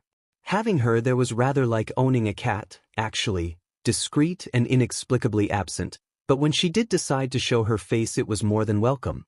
Hesitantly, Rin brushed her fingers against the edge of a page, watching Aizawa as he watched her. Obviously, she began with care, if you do mind. Not at all, Aizawa said quickly. If anything, he would even appreciate the help. From a passing glance over the papers the day before, he'd already picked out infuriatingly stupid mistakes and wasn't so sure he could stomach the burden of it alone. However, you need to make more coffee first. Glancing to his cup, Rin raised her eyebrows. You're finished already? I don't waste time. Well then, with an appealing coil at the corner of her lips, Rin offered something between a pout and a smile. I'll be right back. They didn't say much else in the time that followed, and were finished marking within the hour. Through the entirety of it, Rin had fiddled and sighed. Granted, it was all quite subtle, but in his ardent observation of her, Aizawa noticed everything. She twiddled the pen between her fingers, bounced her foot incessantly, would glance often from the papers to the window, or to some obscure dust particle, or to her hands, and stare out into nothing for what seemed an age. Out of the 20 quizzes, she'd only ended up marking 4 or 5. Not exactly an impressive result, but Aizawa found her efforts charming. Enough so that he made the next batch of coffee. When he returned, Rin had slipped from the table to assume her more usual position on the couch, perfectly centered and fortified by pillows, legs hugged to her chest in a child's position.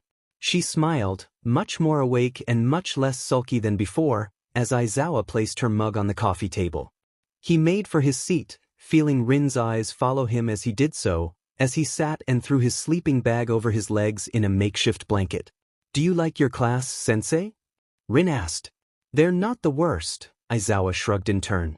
She leaned her head onto her knees, looking at him with sugar-spun expectancy. You seem to like them a lot more than you liked us. There was no hint of malice in her words, nor any inkling of guilting insinuation. It was stated as a cool, rational fact, and to a certain extent, it was. He hadn't particularly liked anyone in his first class, though for Rin to amalgamate herself with the rest of them in an unnamed us seemed amiss somehow. Nonetheless, Aizawa humored her, feeling himself to be more generous than on any other given morning. What makes you say that? You haven't expelled anyone yet, Rin grinned thoughtfully. With my class though, you'd expelled almost everyone before the middle of second year. I didn't expel you. No, Rin said, slow and deliberate. But you almost did. You threatened me several times. I never meant it. Looking away, thrumming his fingers along the curve of his cup, Aizawa realized it probably sounded like a lie. Indeed, he remembered several trips to Recovery Girl's office and even to the hospital in which he'd admonished Rin, for recklessness, for a gross lack of attention to the finer details in her quirk, and warned that he'd send her packing at the next opportunity. Yes, he'd thought she was more challenging than most. But at the same time, he'd never thought she was incapable enough to be expelled. It was a logical ruse. Rin raised an eyebrow, almost looking to be smirking. Is that it? Yes. It seemed impossible now that he'd been so harsh to someone like Rin, harsh enough that, on one occasion, he'd even caught her shedding fitful tears in Recovery Girl's office. To think of it, he remembered it well, probably because that was the first time he'd ever seen someone crying because of him. Aizawa hates me, Rin had murmured, sobbing and pathetic, all bandaged. Hates me. The word hung before him, somehow forgotten and now suddenly vivid and painfully clear. Contrary to what may have come across to the general public, Aizawa didn't have it in him to hate anybody. Strongly dislike, but not hate. Hate was far too full-bodied and irrational an emotion. And for him to feel that for Rin, in all her harmless sweetness. Just so you know, Aizawa added, too quick to swallow his words, I never hated you. Rin's lifted her head from her knees to gaze at him, and from the confused scrunch of her features, It became awkwardly apparent that she had absolutely no idea what he was talking about. The moon encircles the Earth, close but never touching in a doomed and lonely orbit, and so it seemed with you. With every revolution, I realized the cold expanse of distance, the divergences in lifetimes and memory. Despite everything, I just couldn't reach you, Sensei. Not then and not yet. There were moments, though. Moments when gravity seemed to pull me closer and all things seemed to align, if only for evanescent fractures in time. Those moments when the threat of expulsion loomed, and I could feel your eyes boring into me like flames through the atmosphere. When you yelled, when you sighed, when it seemed to me like I was the most perfect disappointment of us all. Bruised, shattering in ways you would never see, and most of all, constantly relying on your rescue. Despite everything, I could never quite reach you. And yet, when my failings collided with the weight of your expectation in all the warming glow of falling stars and meteors, I never stopped to fight it. Not once did I wish it gone, because no matter how I may have cried or whimpered or bled, it was the closest to real I had ever felt. For all the chaotic explosions of emotion, for all the devastated attempts at being strong, I had never felt so safe. Under your glares, faced by your insistence that I be better, or else. I had never felt so safe. Because in spite of it all, you looked at me like one would look at the stars, when all I'd ever believed was that I was the darkness in between. I don't think you ever realized it, Sensei, that you looked at me like that. That while you threatened and scolded, while you drifted out of my reach, you also sent electricity through my lungs and a million pinpricks through my bones. Like dead galaxies flaring back to life. You tell me that you never hated me, and I know. I've known it for a long time. That if you hated me, you would not have been there. Always watching. Always catching. If you hated me, you would never have clutched me to your chest those days when my fingers would slip and I'd cut myself a little too deep, powerless against the bleeding. You'd hold my wrists. You'd call me an idiot and careless and clumsy. Then you'd sit for hours with me while the doctors dabbed and stitched, transfusing blood as dark and oozing as black holes into my body. You'd be there, saying nothing, saying everything. Always looking at me with the same bland softness of looking into the faraway night. Just the same as all those years before. Just the same as you look at me now. You didn't hate me. I don't know what you felt, but what I'm sure of is that you saw more in me than I ever saw in myself. Even in your distance, despite the undulating void emptied of memory or understanding, you saw something of a glimmering potential. If that means you cared, I can't say. If that means you felt anything more for me than responsibility, I still don't know. It may not be any different now, Sensei. This comfort, this safety in being so close, but for now, for this moment, the infinite distance has become a little less infinite. Whether by coincidence or cosmic intervention, gravity has brought you just a little nearer once more and I can almost reach you. Almost. Almost. The world might be crumbling. My farcical attempt to be a hero might be collapsing in on itself with all the blinding clarity of a supernova. Everything might be burning, and we might be faced with the impending destruction of the moon and the earth crashing together. But for now, I see no reason to stop or breathe or even blink, because so many times before, my soul has fallen apart, and you were always there to hold together the pieces. Even if you didn't know it. From the very beginning, you were always there. Rin was drinking wine when Aizawa wandered through the living area on Sunday evening, not readying himself to leave as would usually have been the case but instead clad in sweatpants and an old t-shirt. Rin watched him intently, and for the most part Aizawa ignored the way her eyes tagged along as he paced up and down, gathering papers, doing nothing in particular. Eventually, however, when her attention got the better of him, he turned to return her stare. "Something wrong? Aren't you supposed to be going back to the dorms?" Rin asked. Touching the rim of the wine glass to her lips, she frowned, as though at a confused slur of poetry. "Not tonight," Aizawa said simply. "It's the autumnal equinox tomorrow. There won't be any classes." "The autumnal equinox?" Aizawa hummed. "You're sure?" "Quite." To which Rin's forehead wrinkled, eyes sparkling with determined thought as she lugged down the final sips of her wine.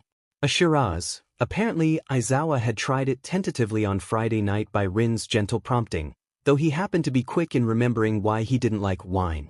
Rather too much like drinking vinegar for his taste, and even under Rin's glimmering gaze of subtle delight, he'd felt no shame in pulling his nose up at the acidic taste of what was supposed to be spice and leather. Glass emptied, Rin rose and slinked into the kitchen, the baffled crumple of an expression persisting across her face. From where he stood, Aizawa could see her stop by the fridge, quiet and still for some moments as she considered what must have been the magnetized calendar.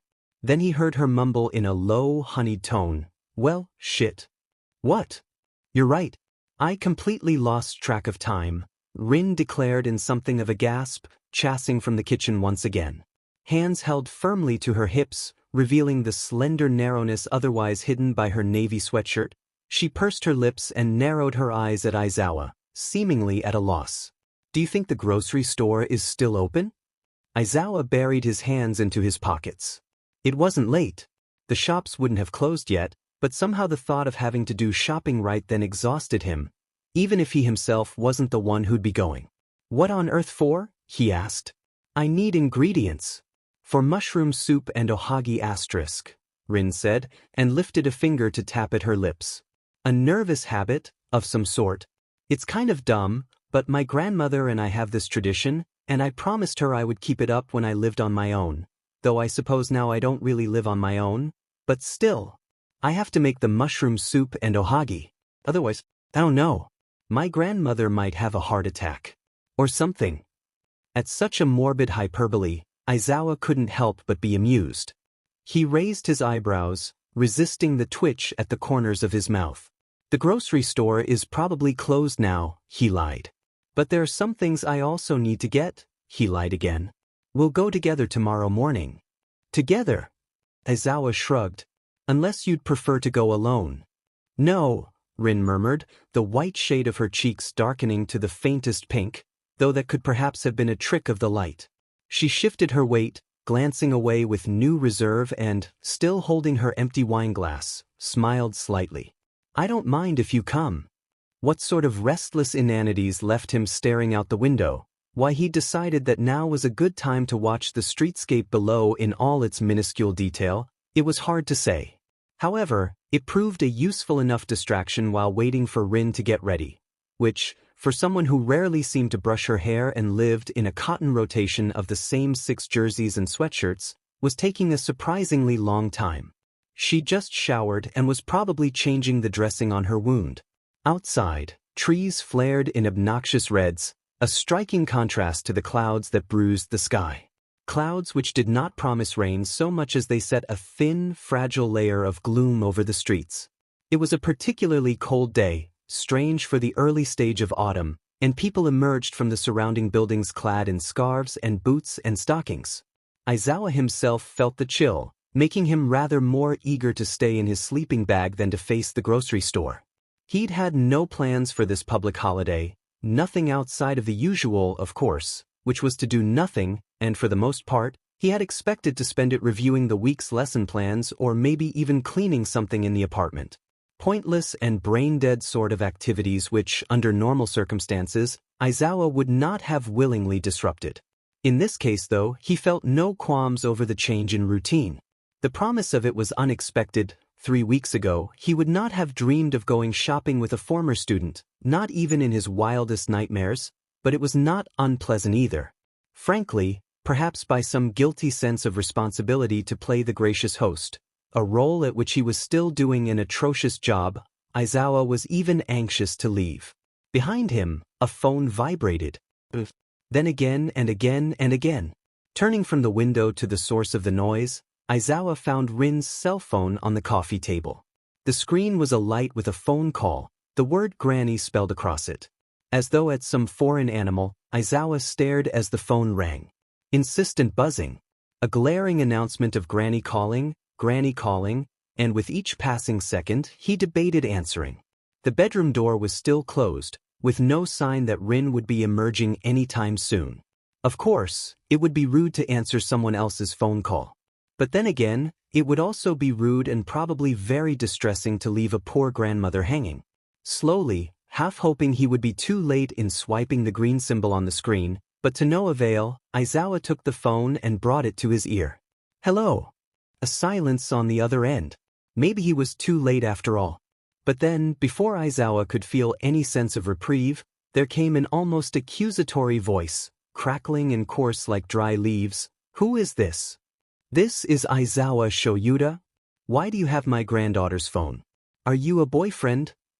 No, Aizawa said quickly, his own throat tightening with weird sourness at the suggestion. No, not at all. I'm just Rin's old teacher. And he said his name again. Once more, he was met by a static hush, though he could hear low mutterings on the line. Anxious, convoluted whispers, followed by a different voice, this one more feminine and soft, confrontingly familiar. You say this is Aizawa Shoyuda? Rin's old homeroom teacher? That's right, Aizawa confirmed with relief. Oh, an excited bubble bursting over the phone. How wonderful to finally meet you, Aizawa-sensei. Rin has always told us so much about you. This is her grandmother, Sasaki Akane. I'm sorry about my husband. He's very protective and very worried about Rin after you know. Of course, please don't apologize. How is Rin? Is she all right? Is she doing what the doctor said? That girl has never been much good at following instructions. There was a slight tooting noise. Oh, thank you so much Aizawa-sensei-san for all you've done for Rin. I'm so sorry we've caused you this trouble. As soon as the hospital called, I thought of so many ways to try and get there. Aizawa swallowed against nothing. He hated phone calls. He hated speaking to strangers. And this woman, seemingly bred with the same beguiling wholesomeness as her granddaughter, made it particularly difficult to hang up. It's no trouble, Sasaki-san, Aizawa insisted, and that was perfectly true. Rin's grandmother didn't seem to notice. I was so worried. With my husband's health and my own leg, it seemed almost impossible. But then Rin called and told us you had offered to help. Aizawa-sensei-san, she has always admired you. Ever since she was a child, always going on about how she wants to be just like Eraserhead, just like Aizawa-sensei. And now here you are. I couldn't believe it. After everything, I just couldn't believe that it was you. Such sudden gushing was horrendously disconcerting. More so since Aizawa hadn't the faintest idea where any of it was coming from, or why he was being referred to by his hero name. Dementia? An over-emotional disposition? He tried to place such sentimentality, tried to align it somehow with Rin, but could not when he thought of her muted, unfazed ways. Pressing a hand to his nape, rubbing absent-mindedly, Aizawa said, Rin's only staying with me for a little while, Sasaki-san. I haven't done anything special. And then at last, while he spoke, the bedroom door slid open to reveal a wide-eyed and curious Rin. Hair up in a wet ponytail. Flowing, white skirt from that first day out the hospital and a pink jersey, and with the bloomy redness about her cheeks, she looked a soft and blotchy image of watercolors. She raised her eyebrows, and for a moment Aizawa stared back, unsure of why he briefly became unaware of how Rin's grandmother continued to chatter over the phone. Wordlessly, Rin fluttered up to him in a fruity-scented rush, and held out her hand to take the phone. Aizawa, conscious once again of his position, said his goodbyes. Rin's here to take your call now. Happy equinox. Oh. Aizawa-sensei-san, he heard. We'll never forget how you brought Rin back to us. And on that note, Rin took the phone and scurried away, back into the safety of the bedroom where she shut the door once more. They walked to the grocery store without too much conversation, and Aizawa was relieved to find the place half empty when they arrived. It was still early and even icier than it had been in the apartment, the air weighed down heavily by a tired gray. Most people were probably still in bed or lazing about over cups of coffee. One part of Aizawa was envious. The other was too occupied by his earlier conversation with Rin's grandmother to actually notice. The phone call had been a glimpse into those challenging family circumstances Nizu had always glazed over. Sasaki Akane and her husband, in some perverted way knowing the name seemed like a victory, a fracture in Rin's halting wall of obscurity. She didn't mention the phone call, and so neither did Aizawa. However, like an itch in ungainly places, he continued to stew over the strangeness of it. There was no reason why Rin's grandmother would have known the name Eraserhead, nor could Aizawa imagine Rin having ever been a fan in any way or form. At the very least, Not enough of a fan for her grandmother to lose her mind in a mess of starstruck emotion. On top of which, the woman had said some baffling things. "We'll never forget how you brought Rin back to us." What was that supposed to mean? All the while, Rin breezed up and down the shopping aisles, domestically eyeing out all sorts of ingredients. Unearthly-looking mushrooms, red beans, another bottle of wine and rice cakes. And in doing so, she seemed oblivious to Aizawa as he followed behind her, watching with restrained interest. Watching the way she walked with an offbeat bounce to her step, toe first, he realized, like a toddler, the way her hands touched restlessly at the contents of the shelves. Her spooky paleness. Her tendency to mumble to herself. Perplexing that he should be noticing these things. Actually, what was perplexing was that he noticed these things and that he realized there was a certain, peculiar charm about them. Fine details. Little oddities like decorations. In the cooled food section, Rin picked up packages of white fish, deliberating and then returning each to its place in gentle rejection. Too small. Too bony-looking. Not fresh enough. And when she at last found one acceptable, she placed it tenderly in the basket and moved on to repeat the process with the shrimp. Weighing in her hands. Humming. Taking forever to make a decision. As she did so, eyes flitting up to glance at Aizawa, she smiled. "Do you like seafood, sensei? Or would you prefer chicken?" He told her it didn't matter. Anything was fine, and though Rin didn't seem to notice, Aizawa immediately felt bad for the impatience with which he said it. He was eager to leave, which had been the case pretty much since they'd first arrived. However, he was also the one tagging along on Rin's shopping trip. Though it remained unclear why he'd decided to do so in the first place, it was the fate he had committed himself to. There'd be no backing out or rushing things along. Rin took one more bag of shrimp and, after going through the motions, placed it amongst the rest of her shopping items. Eyes luminous and glimmering, she looked to Aizawa again, tilting her head. "Can I ask you something, sensei?" "Go ahead. Do you have family in Musutafu?" Considering this, Aizawa felt his mouth turn downwards in a sour frown. "My parents live in Tokyo." "Oh." Rin turned to tiptoe onwards down the aisle, saying over her shoulder as she did so, "Tokyo's only 40 minutes away." "Yes." So what?" As he came up next to her, Rin raised her eyebrows. "Are you going to visit them?" That was the done thing on the autumnal equinox. Reconnecting with family. Tending to the gravestones of ancestors and visiting shrines. A very romantic image of smiling relatives and warm, vivid color. However, being neither religious nor on the best of terms with his parents, differences in opinion, taste, moral values, basically everything really, didn't make for fun family bonding. Aizawa only shook his head. "I haven't the slightest desire to do that." "Oh." Sounding sorry, Rin lowered her gaze towards her basket. Side by side, the two of them walked up the next aisle, lined with pre-made meals and frozen things to which Rin didn't even glance. "If my grandparents lived so close, I'd visit them all the time," she mumbled. There was the fracture.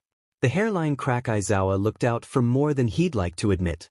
"Your grandmother seems fond of you." At this, Rin paused in her walk. The pleasant glimmer about her features grew hazy, and Aizawa was met with a steeled gaze. He noticed her fingers tighten around the handle of her basket, her lips settling into a hard line.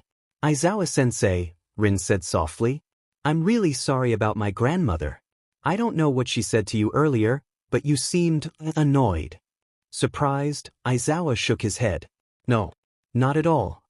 She gets really emotional about the slightest things," Rin continued, seeming reluctant. "She overreacts." Under the fluorescent yellow of the store lights, she was a spectacular shade. Like a lily or the whitest of white porcelain. Facing each other fully, Aizawa tried to be subtle in glancing over the particular details of her face. The scattering of freckles, the sylph-like curve to her nose and cheekbones. It may have been insensitive, but when Rin said nothing more, Aizawa took full advantage of the opportunity. "What about your grandfather?" Rin's eyes widened. "You spoke to him too?" Briefly. Absent-mindedly, she rubbed a hand up her forearm. "He has dementia." "I see." Aizawa said.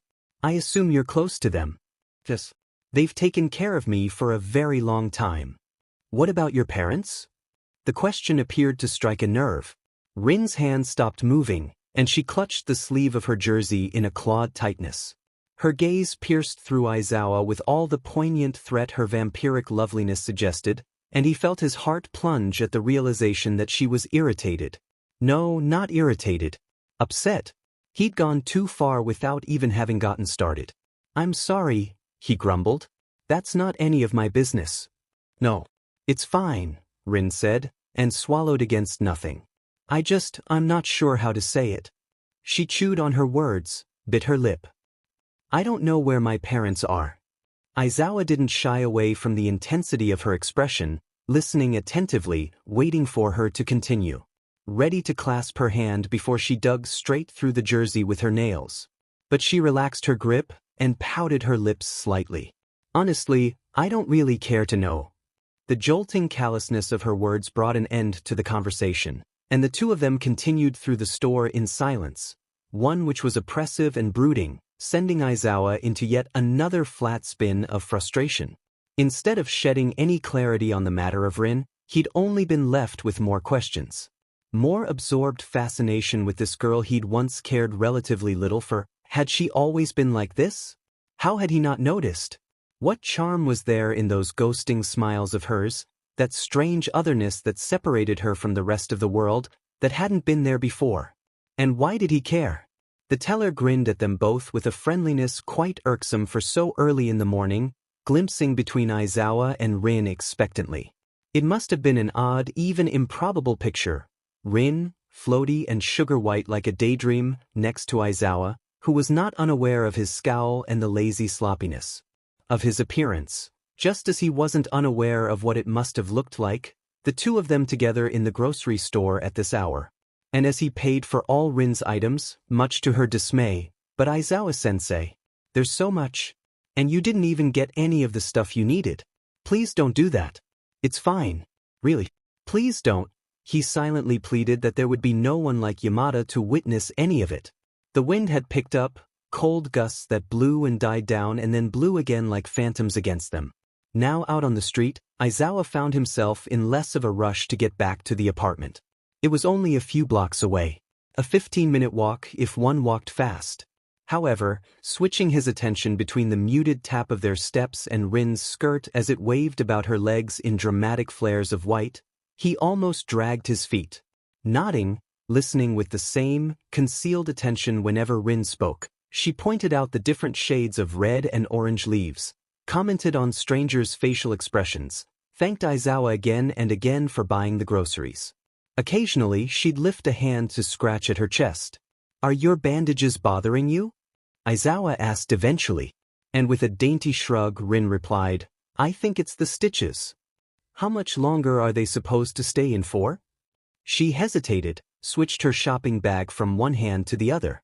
Another 5 days or so, maybe. I think," she said and grinned sheepishly. "The doctor will probably take them out for me at my next appointment." Then her cheeks flushed, a faint rosiness that stood out in a shock against her pallor. Rin continued to smile at Aizawa, suddenly looking embarrassed. "Speaking of which, there's actually something I've been meaning to tell you." Raising his eyebrows, Aizawa tried not to stare at Rin too directly, his interest piqued by the ambiguous sweetness in her tone and the coquettish swirls in her expression. "Before I say anything though," she continued, "you should know that it's really no big deal. My wound is healing fine, and I don't think there's anything to stress about, so don't be mad." At this, Aizawa remained silent. He shot her a look, more disconcerted than comforted by the way she beamed up at him with all the innocent nonchalance in the world, feeling an ominous sharpness swell between his temples. Don't be mad was a sure sign that he would most likely, definitely, be mad, and when Rin said nothing for a moment, watching him for a reaction, Aizawa narrowed his eyes. "Well, you know how yesterday I said I lost track of time? That I'd forgotten it was the autumnal equinox today?" "Yes." Rin brought a hand up to her cheek, tapped her fingers at the corner of her still smiling mouth. "That wasn't the only thing I forgot about. I've kind of missed 2 doctor's appointments," she said. "But it's really not serious. They were only supposed to be checkups, And the second one was actually a make-up for the first. I'm only telling you because I didn't want the doctor to bother you with it. Sorry, since. Don't be mad. There again. Don't be mad. In spite of the way his face twisted into what was surely a dreadful expression, Aizawa wouldn't exactly say he was mad. Perturbed, yes, doubting that a missed appointment, 2 missed appointments, was the only part of her treatment Rin had forgotten. More than that, he was irritated with her for being so blushingly unfazed, so smilingly agreeable that it was almost impossible to stay irritated. And with himself, because this was exactly the type of thing he was supposed to be taking care of. How do you forget 2 doctor's appointments, Hiruma? He hissed. If both his hands weren't clutching grocery bags, he would have pressed them to his eyes, feeling a burn slither itself beneath his lids. Honestly. Rin tilted her head like a doll, looked away guiltily. I just did. I was busy and didn't realize how quickly time was going by. Busy? Aizawa glared at her. Busy with what? What, in the cramped space of the apartment, could Rin possibly have been so absorbed by as to lose track of the days like that? She shrugged, pulled her lips into a weird line. Stuff. Stuff. Yes, stuff. Tell me what stew. Before Aizawa could finish, Rin froze and spun backwards on her toes, breezy in her layers of materials. Swift. Graceful. Aizawa-sensei. Look. She crouched down before a store window, staring intently downwards. Before Aizawa saw whatever it was she was looking at, he saw her face burst into a shimmering look of delight, lips spread wide in a gasp, eyes wide and enchanted. It was so sudden, and so beguiling, this childish gaiety, the marvelously affected glow with which Rin gazed into a cardboard box beneath the store window. Aizawa forgot for the moment that he was supposed to be scolding her. Following her gaze, lowering himself next to her, did nothing at all to help the situation. A white kitten, lonely and no larger than Aizawa's hand. It quivered in a corner, mewed up at them in a feeble, heartbreaking chime. Bubblegum pink nose. Blue eyes, scrunched up and confused as it squinted against the hazy morning light. So small. So cute. Aizawa could have screamed. Rin cooed next to him. Who put you out here? Teeny baby. You must be so scared. She put down her grocery bag and tenderly scooped her hands around the kitten. Slowly, as though picking up fine china. Deftly, as though she'd done this a million times before. Aizawa watched, half jealous and half in awe, as Rin brought the kitten to her chest, cradling it and crooning. Against the pale pink of her jersey, the kitten was a perfect decoration of fluff, wiggling and steadying itself in her hold, and when it settled against her, continuing to whine gorgeously, Aizawa lifted a finger to stroke the bird-light fur of its head. She's so little, Rin said in a whisper, running her thumb along the kitten's side. Tiny, Aizawa agreed. And she's shaking like crazy. There was a pause. The kitten's mews grew shorter, less frequent, but no less tragic, and after some moments, Aizawa glanced up at Rin. She was already looking at him. An endearing question mark of an expression. Dewy-eyed and soft, yet quite striking. It was an enigmatic look, full of unspoken somethings, which set Aizawa's stomach suddenly and inexplicably in knots. When he lowered his gaze back to the kitten, he found himself staring between it and Rin's hands.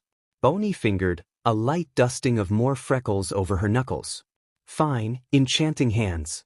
Do you want to hold her, Aizawa-sensei? What? Rin tilted her head. Held the kitten out to Aizawa with gentle prompting. Do you want to hold her? He set the grocery bags aside, took the kitten from Rin with enraptured thrill. Its delicate body trembling in his hold, frightened. It stayed close to his chest, shielded, but clearly less comfortable with him than with Rin. He gazed at the perfect top of its head stupidly, surprised and slightly embarrassed to find himself rocking as though to put the kitten to sleep. While he did so, Rin took off her jersey, over her head, making a cloudy mess of her ponytail, handing it to Aizawa. Wrap her in this. Her fur's so thin, she's probably freezing. You'll be freezing too. Rin only smiled. They spent an age passing the kitten back and forth, its mewing soon enough coming to be replaced by a warm, faint purr, and when they at last placed the kitten back into the box, A sullen look of regret passing between them, Rin showed no interest in taking her jersey back. Despite the thinness of her shirt's material, despite the fact that she herself had begun to shiver, perhaps trying to conceal it, her limbs going stiff and her gaze not meeting Aizawa's again, denying it quietly when he asked her if she was cold. Rolling his eyes at her, Aizawa removed his own jacket. Take mine. No, don't worry about me. I'm fine. Don't be a martyr. Still crouching by the cardboard box, Aizawa threw the jacket over Rin's back. Her lips were slightly parted, looking ready to speak, and the pale flush persisted across her cheeks. Black did not look good on her, Aizawa decided. Much too hard, much too stolid for such a daintily carved face. Even so though, as she wordlessly put it on and zipped it closed, looking almost absurdly small in his clothing, Aizawa felt his chest constrict with uncomfortable pleasure.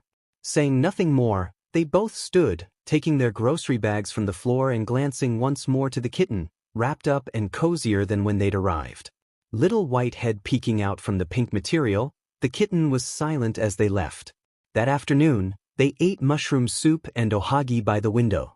Rin drank red, of course, and dark enough to leave a stain upon her lips.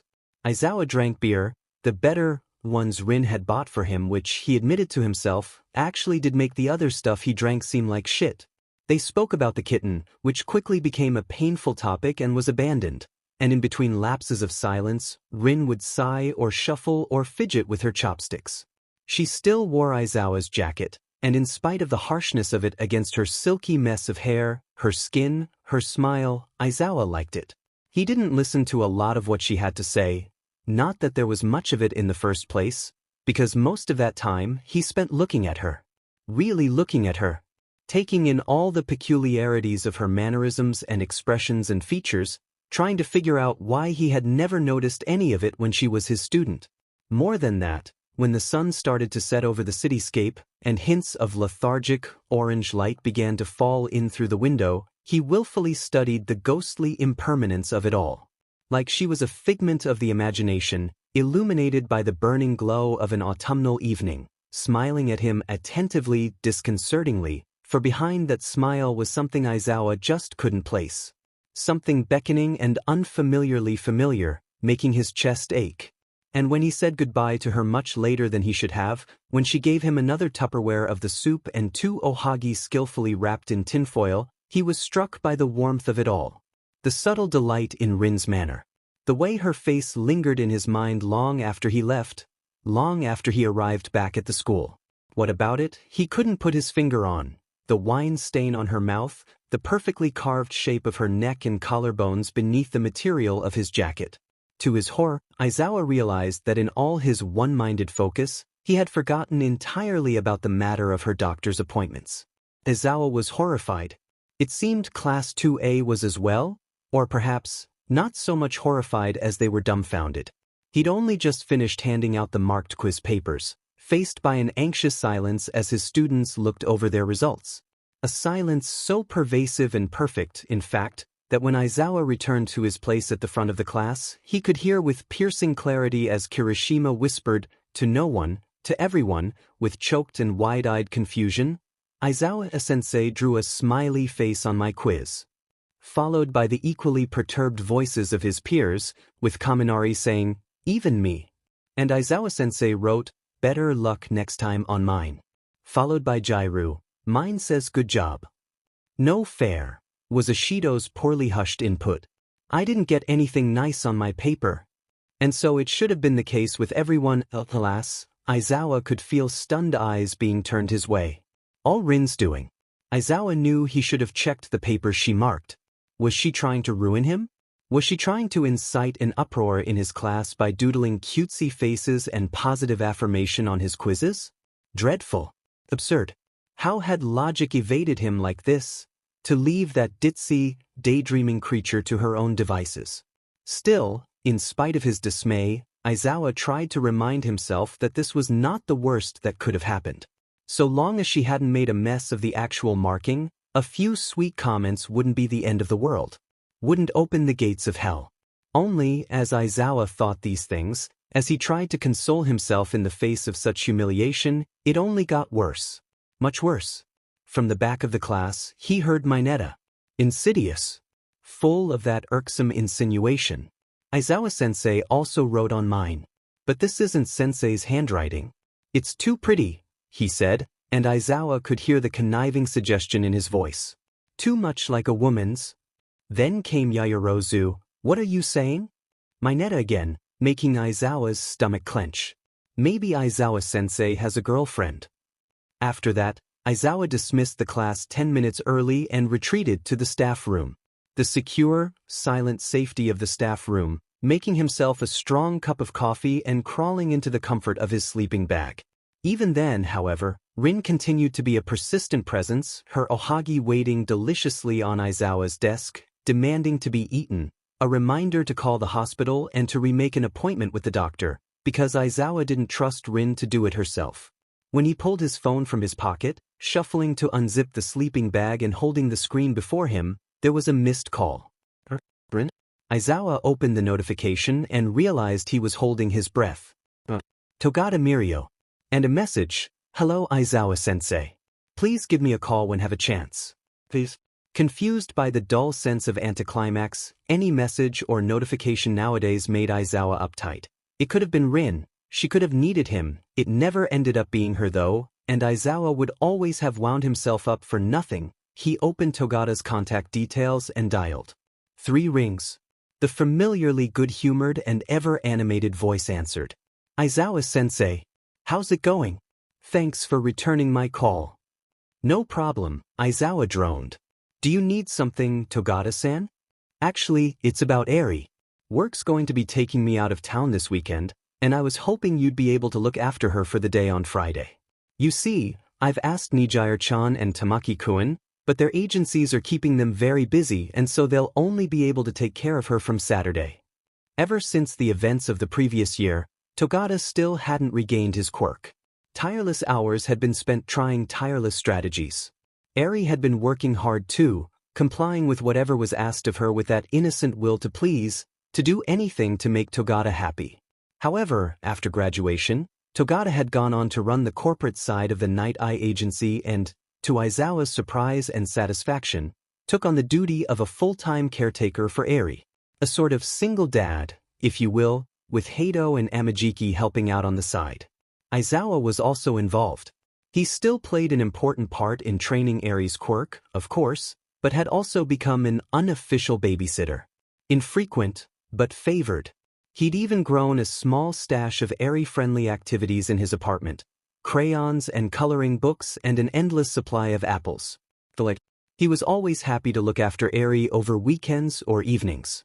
During the day was a slightly more complicated matter though. If it won't be possible, Togata added quickly, remaining jovial, I totally understand. Obviously I'll have classes during the day. But then again, there was Rin, who had experience with children, she must have, having worked for the voodoo agency, and could probably have used the company. Aizawa was sure she could even postpone the mysterious stuff that had supposedly been keeping her so busy in order to do him a small favor. I could probably make a plan of some sort. I'll get back to you by this evening, Togata-sen. No problem. Thanks, sensei. Eri has missed you. They hung up, and with a maudlin flutter in his chest, Aizawa was left thinking about Rin once again. Did she even like children? If she was so fond of small animals like kittens, she may well have been fond of small humans. The fact that she'd drawn smileys and written encouragement for his students seemed a sure sign that she was. Even if she didn't have any particular fondness for children though, Eri was surely stunning enough to be an exception. After all, even Aizawa had an obvious soft spot for the girl, in all her tragic wholesomeness. On that note, he called the hospital, where the receptionist took Aizawa's details and, with a threatening request to make sure Rin didn't forget her next appointment, scheduled for her to see the doctor in 5 days' time. Then he dialed Rin's number. Waited. Listened to the hollow ring as it continued on without promise of an end, each repeat seeming to grow deeper and duller. Aizawa hung up after a while, dialed again. Still to be met once more by the almost mocking emptiness of static ringing. Ringing. Ringing. He continued to hold the phone to his ear, nauseatingly aware of the growing tightness in his throat, constantly expecting Rin to pick up at any moment. Beginning to tap his fingers against the desk when she didn't, glaring at the ohagi before him as though they'd contain some hidden message. No answer. Nothing but the flat tone as it continued to ring into oblivion. It left Aizawa with a terrible sense of anxiety. Unfocused. Quite suddenly without an appetite for the ohagi, and watching his coffee grow cold without the desire to drink it. Where was Rin? There were any number of possibilities. In the shower, taking a nap, dead because of an infection in her wound that hadn't been caught because of her airhead forgetfulness and Aizawa's negligence. And that wasn't considering the string of voodoo-related murders, of which there had apparently still been no news. Before getting himself into a panic, it would have been more rational to wait a few minutes. He'd make himself another cup of coffee, phone again. And then if she didn't answer, "Don't look so uptight, Aizawa. You're making me anxious." Looking up, not having realized how intently he'd been staring at his phone, Aizawa was met by Kiyama's gaze as she peeked at him with a twisting smirk over the desk divider. "Who are you so eager to get hold of?" she asked, devious. "A babysitter for Eri." Which wasn't necessarily untrue, but which also did nothing to ease the invisible grip around Aizawa's insides. "Oh," Kiyama pouted, though more playfully than with disappointment, not seeming entirely convinced. "That's boring." Aizawa rolled his eyes and returned to watching his phone screen. Waiting.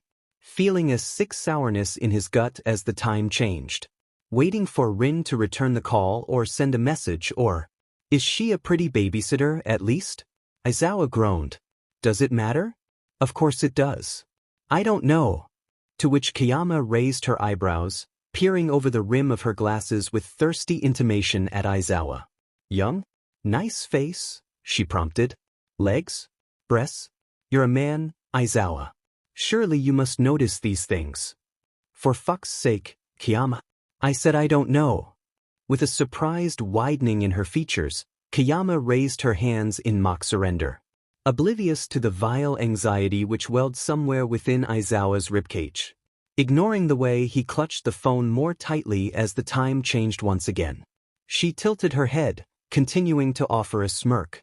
"Well, sorry, I didn't realize you were so much grumpier than usual." She took a bunch of papers from her desk and slinked towards the door, waving over her shoulder as she did so. "Hope you managed to get hold of the babysitter." She closed the door, and at the hushed click of it, Aizawa redialed. There was still no answer. By the end of the day, Aizawa was able to think of little else. A handful of hours had passed. He still hadn't heard from Rin, and the fact of it weighed against him with all the vile force of 1,000 needles. More so now that he had come back to the apartment, just about having sprinted through the building to reach her, to find no one. Neither asleep nor dead. Only hollow stillness, seeming to gloat over Rin's absence. Her phone was on the kitchen counter, next to an empty coffee mug and a plate of crumbs. A glaring notification of 5 missed calls, all of them from Aizawa, all of them unread. If she'd gone for a walk or to the store, she would have been back now. Would probably have taken her phone. Would maybe have left a note or a sign or something, but then again, why would she have? Aizawa wasn't supposed to be around during the week. Perhaps she'd assumed he wouldn't really care one way or another if she went missing for hours like some teenage girl in her rebellious phase. Was that it? Had she not bothered to contact him because she thought he didn't care? Or was she just so stupidly thoughtless? There was a certain amount of relief to be had from the fact that she at least wasn't lying dead amongst the furniture. Although, then again, she could have been lying dead in the street somewhere. But then again, there was no need to assume things. Not right that moment. Anyway, Aizawa paced through the apartment, from the kitchen to the bedroom to the living area, eyeing out corners and blankets in case Rin were to spontaneously reappear upon a gust of wind. By magic. Out from whatever dimension she'd so casually slipped into like the creature of myth she'd spun herself to be, smiling and faintly flushed, hair a silky mess upon her head. "So sorry, Aizawa-sensei. I hope I didn't worry you." Sweet in her fairy-like indifference. Fucking exasperating. 20 minutes passed. 40. An hour. The light outside turned to the burning orange of evening, and Aizawa called Kiyama to ask if she'd take care of the 2A dormitory that night. Something important had come up. He probably wouldn't be back until morning. Kayama pointed out the stress in his voice, asked if he was okay but didn't question any further. While trying to figure out the password on Rin's phone, no amount of straight or curling swipes seemed to do the trick. Aizawa racked his brains for where she could have gone. Where she could have been taken. Anything she'd said in their last conversations which may have been suspicious or indicative of ominous intention. A fear. To Aizawa's dismay, he realized he hadn't the faintest idea where he'd start looking. She was still so foreign, still so unknown, that for the first time in a long time, Aizawa had no idea what to do. He almost collapsed to hear the front door open. Leaped from his place in the kitchen to find Rin in the entranceway. She stood there, clutching a houseplant to her chest, and Aizawa had never been so sick with relief. "Where the fucking hell were you?" he demanded, more aggressive than he meant to appear. "Why didn't you have your phone?" "Aizawa-sensei," Rin muttered. She gawked, stiff and seeming to recoil from him, which was when Aizawa noticed how wrong she looked. A grayness to her skin, waxy and ill. A defensive harshness about her limbs. She held the houseplant to herself with clawed, anxious hands, and struggled to speak. You're not supposed to be here. Why are you here?" She was trembling. Aizawa narrowed his eyes, feeling his insides tumble about themselves in a confusion of fury and relief and a growing sense of concern. He stepped towards Rin, saying more gently, "Where have you been?" Instinctively, he lifted a hand as though to touch her. "Are you okay?" "I didn't know you were coming back tonight." "I wasn't. But then you didn't answer your phone."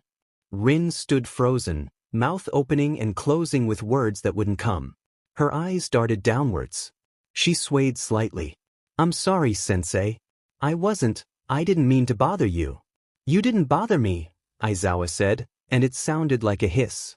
"You made me worried."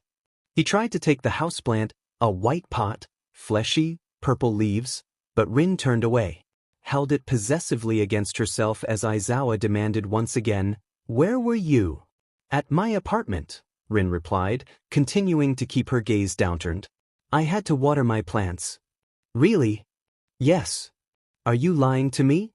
There was no real reason, no sense of intuition that drove Aizawa to ask her that. It felt almost like protocol. The kind of conversation he would have had with a very young student. What he didn't expect was for Rin to shoot him a look, one of wide-eyed horror and crisis, sharp panic in the stellar green of her eyes. A choked sound echoed from her throat, and Aizawa stared as her skin faded between tinges of gray and green and pink. As though she was about to faint. As though she would be sick. "I'm not lying," Rin spluttered, and it was in the way she said the word lying, wrapping her tongue around it and pulling a face like she'd licked a lemon, gazing at Aizawa with heartbreaking fright, that told him otherwise. Her fingers quivered around the pot of the houseplant. Aizawa watched them for some moments, enthralled by their delicate whiteness, before he noticed the forbidding shadow on the inside of Rin's sleeve. Obscured by the angle. Wrapped precariously close to her body, but undeniable. A darkness quite out of place against the gray of her sweater. "You're bleeding." Rin said nothing, but held the houseplant tighter. "Did you use your quirk?" Aizawa questioned. "You're not supposed to be using it while you recover." He only received a blank stare in return. "Answer me, Hiruma." "I went to my apartment, Sensei," Rin repeated, strange and obscenely pale. She drew a shaky breath, glanced down to her plant and then back to Aizawa, though her expression did a coil which made him think she was perhaps not entirely lucid. "I didn't know there was just... I needed to..." She didn't finish. Up on her toes, Rin dashed past Aizawa in a phantom flurry of her perfume and the rusting scent of blood. Into the living area, around to the bathroom, and when he hurried in behind her she was already doubled over the toilet bowl. Heaving, narrow shoulders tense as she continued to grasp the houseplant in a weak, sagging hold. The splash of water. Aizawa had to resist the curdling in his own stomach. Holding his breath, he crouched next to Rin and scooped her hair around to the back of her neck, realizing as he did so that it was the wrong time to appreciate how soft it was before taking the houseplant.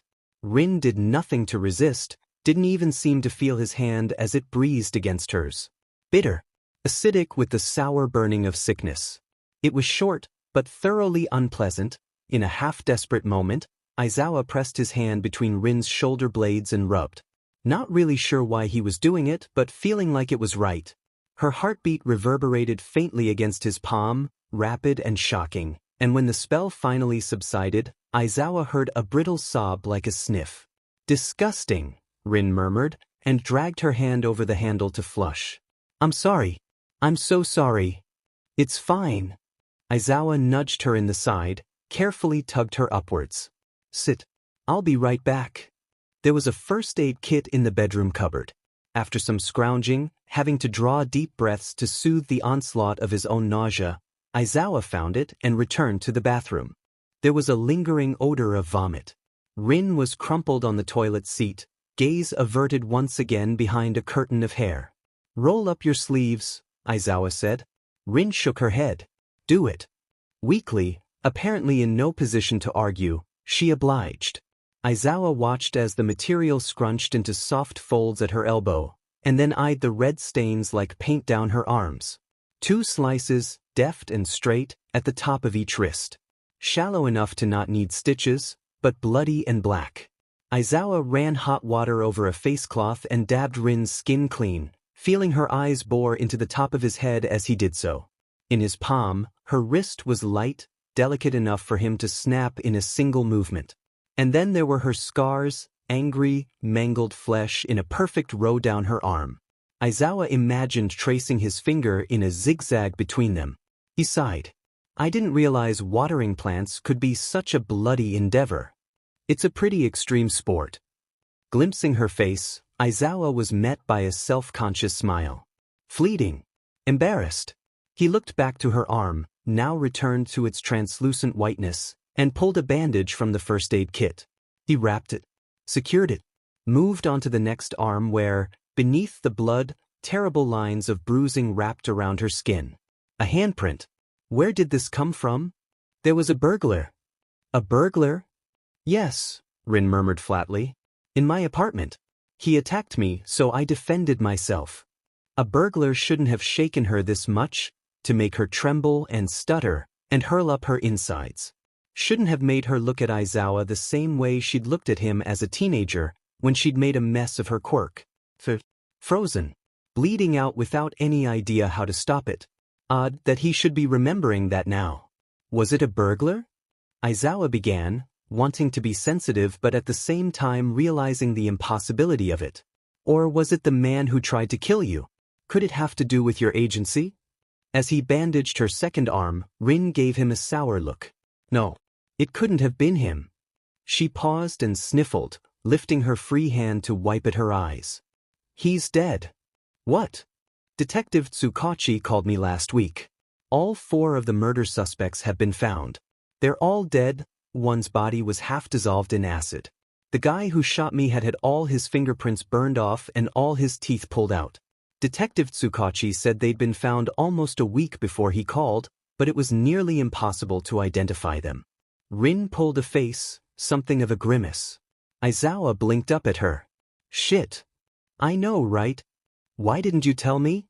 Rin shrugged and brushed her hair behind her ear, only for it to fall right back alongside her face. I don't want to bother you with anything, Sensei. You never bother me, Aizawa said again. Though he was finished with the cleaning and the bandaging and the like, her wrist lingered in his palm, the feathery weight of it suddenly impossible to ignore. He considered it her hand, the way he couldn't consider her face, and was once again struck. Thin, blue veins branched beneath her skin like map lines, disappearing into her fingers with peculiar grace. The freckles like constellations across her knuckles. A porcelain bone structure.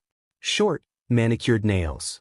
Hands like that were made for plucking flowers from French gardens, or for being painted by master artists. Not for digging around amongst alleyways and child traffickers. Aizawa gently withdrew his hand, cleared his throat. Do you want tea? Raising her eyebrows, already fidgeting with her bandages, Rin said, I'd prefer wine. You just brought up your guts in my bathroom. No alcohol for you. She pouted playfully, recovering the color in her face. So mean. When Aizawa came out from the kitchen, Rin was on the couch, swaddled in bedsheets, nothing but her face and a few strands of hair exposed. She hugged the blanket to her body, held it around her head like a monk. Looking awfully stupid but at the same time awfully comfortable, though she stared out at nothing with frowning intensity. Aizawa placed her tea on the coffee table and, relishing the warmth of his own mug, took a seat next to her. The bedsheets loosened to fall away from Rin's head, and she turned her absorbed gaze onto Aizawa. Messy and sick in her pallor, disconcerted once again. "Sensei," she droned. "Why are you here actually? It's Monday.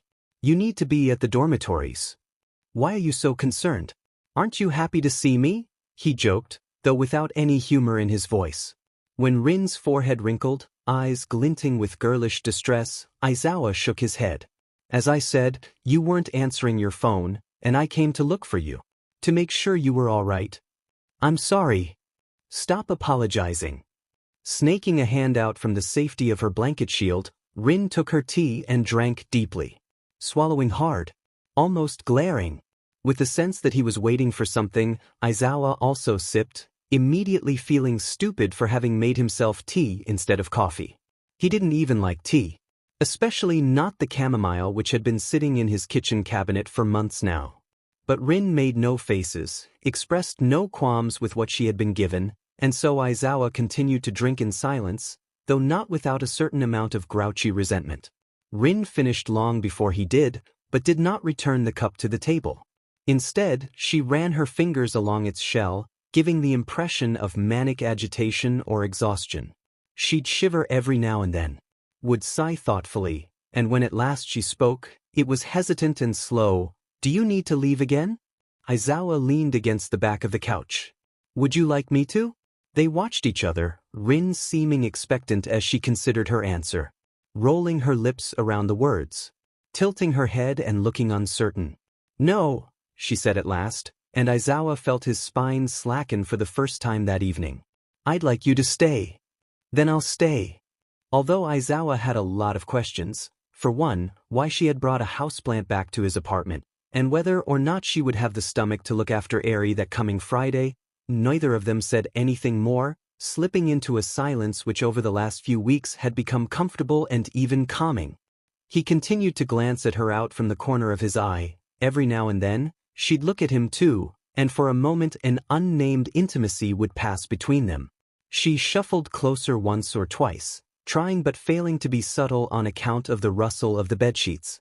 Inexplicably, Aizawa also leaned his weight towards her.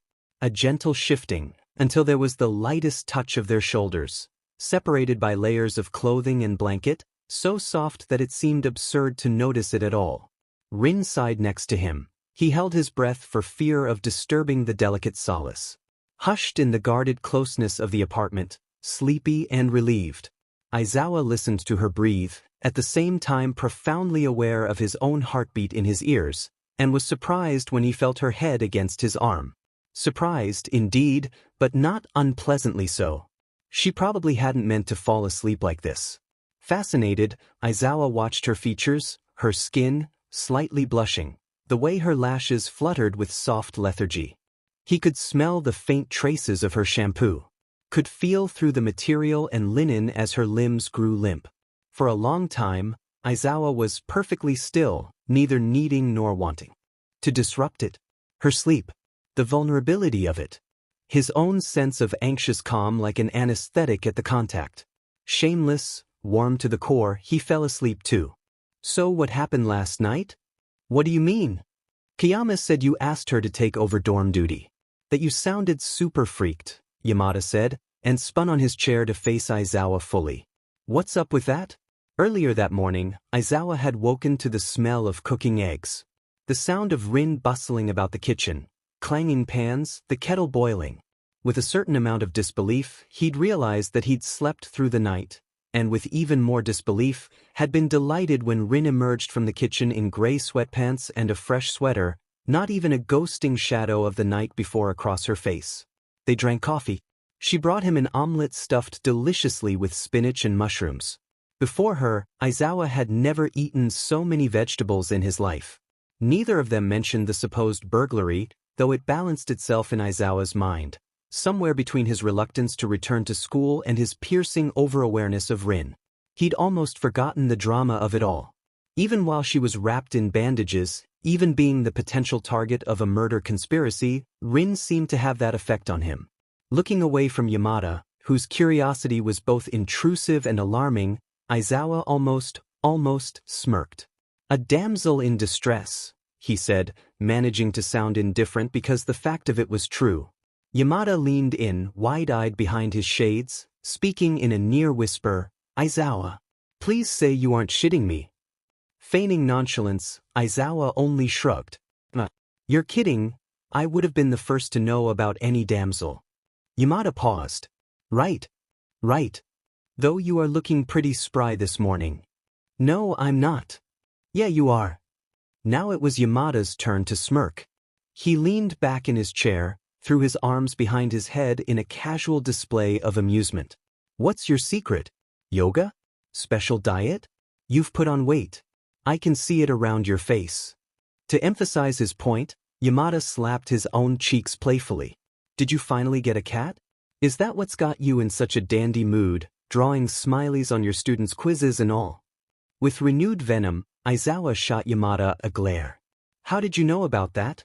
"It's no secret. Everyone knows. Midoriya told All Might-san, who then told all of us." Yamada guffawed, attracting curious glances from the other teachers around the room. Thankfully Koyama wasn't there, otherwise she would likely have been on the conversation like a vulture to a carcass. "I mean, it's pretty obvious you have a soft spot for your class, but damn, you may be taking it a little far here." Smiley faces and positive comments. "Better be careful, otherwise you might get sued for sexual harassment." "That's not funny," Aizawa hissed. To which Yamada replied, "I think it's pretty funny." He leaned forward, hands against his thighs, undeterred and unperturbed as he offered Aizawa a toothy grin. "For reals though, I overheard you asking Koyama to look after the two as again tonight. Need any help with anything else? I've got your back." Though it was not something he'd admit out loud, nor would he ever dream of accepting such an offer under such circumstances, Aizawa appreciated the sentiment. Even in amongst the incessant irritation that was Yamada's obnoxious loudness. He sighed loudly, shook his head. "No need," he said. "I'm just going to be tying up some loose ends." What Aizawa didn't say was that by loose ends he meant Rin and the burglary. Out from under the influence of her dewy loveliness, more clear-headed away from her domesticity and airy-fairy distraction, Aizawa didn't believe for one moment that she could have been so shaken by something so simple as a burglar. She wasn't telling him something. Probably a lot of things. That much was obvious, though of course, they were still as good as strangers. Aizawa couldn't exactly expect her to be so confiding. Nonetheless, by some protective sentiment, he'd stolen Rin's keys that morning and was now heading down the hallway towards her front door. It was perhaps one of the more stalker-esque, less heroic things he'd ever done. This intrusion into the holy domain that was her apartment. However, despite being plagued by the feeling that he was violating an unspoken trust, he was more concerned with the possibility that the things Rin was keeping from him were crucial. That he'd become entangled in a mess much bigger than what he'd originally signed up for and was now responsible for her safety. It seemed arrogant and condescending, but Aizawa couldn't shake the sense that he had to protect her. And he couldn't do that if he knew nothing. By this reasoning, he inserted the key into its lock, feeling watched by the darkening evening as it cast shadows through the windows. Across the walls and floors, menacing in their obscurity and silence. The door glided open, and Aizawa treaded cautiously into the unfamiliar entranceway. Inhaling deeply, confronted by the smell of her, that combination of an unknown perfume and shampoo and laundry detergent. But more than that was the subtle scent of rusting metal. Copper or iron. Or blood. Not the sharp, painful smell of rot, as with corpses and crime scenes, but distinct nonetheless and thoroughly unappetizing. Then there was the mess. No longer the feminine stew, but a disaster of mutilated books and shredded paper. Paper. An endless expanse of off-white crumples and tears. Aizawa stepped between the disarray, glaring intently. Rin's books, once tenderly piled atop each other, lay scattered across the apartment, open, face down, butchered beyond recognition. Documents and folders were amongst them, peppered by broken glass from the frames that once hung across the walls. The drawings were gone, disappeared between the mass. Rin's houseplants had also been attacked, many of the pots downturned and sulking in their own soil. Leaves were broken. Fortunately, the one with the spoon-shaped lilies had made it out unscathed. Despite this detail though, Aizawa was inexplicably shocked. What sort of burglar would be so ruthless as to harm a woman's houseplants? No burglar at all, he reminded himself. In the center of the living area, Aizawa crouched to consider the surrounding papers. He picked up, scanned for anything important, put down again, only coming across a random spread of torn-out pages. Individuals with dependent personality disorder show a pervasive and excessive need to be taken care of, one read. Another was a handwritten recipe for family secret tonkatsu pork. Another was an article on some modern artist Aizawa had never heard of. Nothing revealing. He abandoned his search of the papers.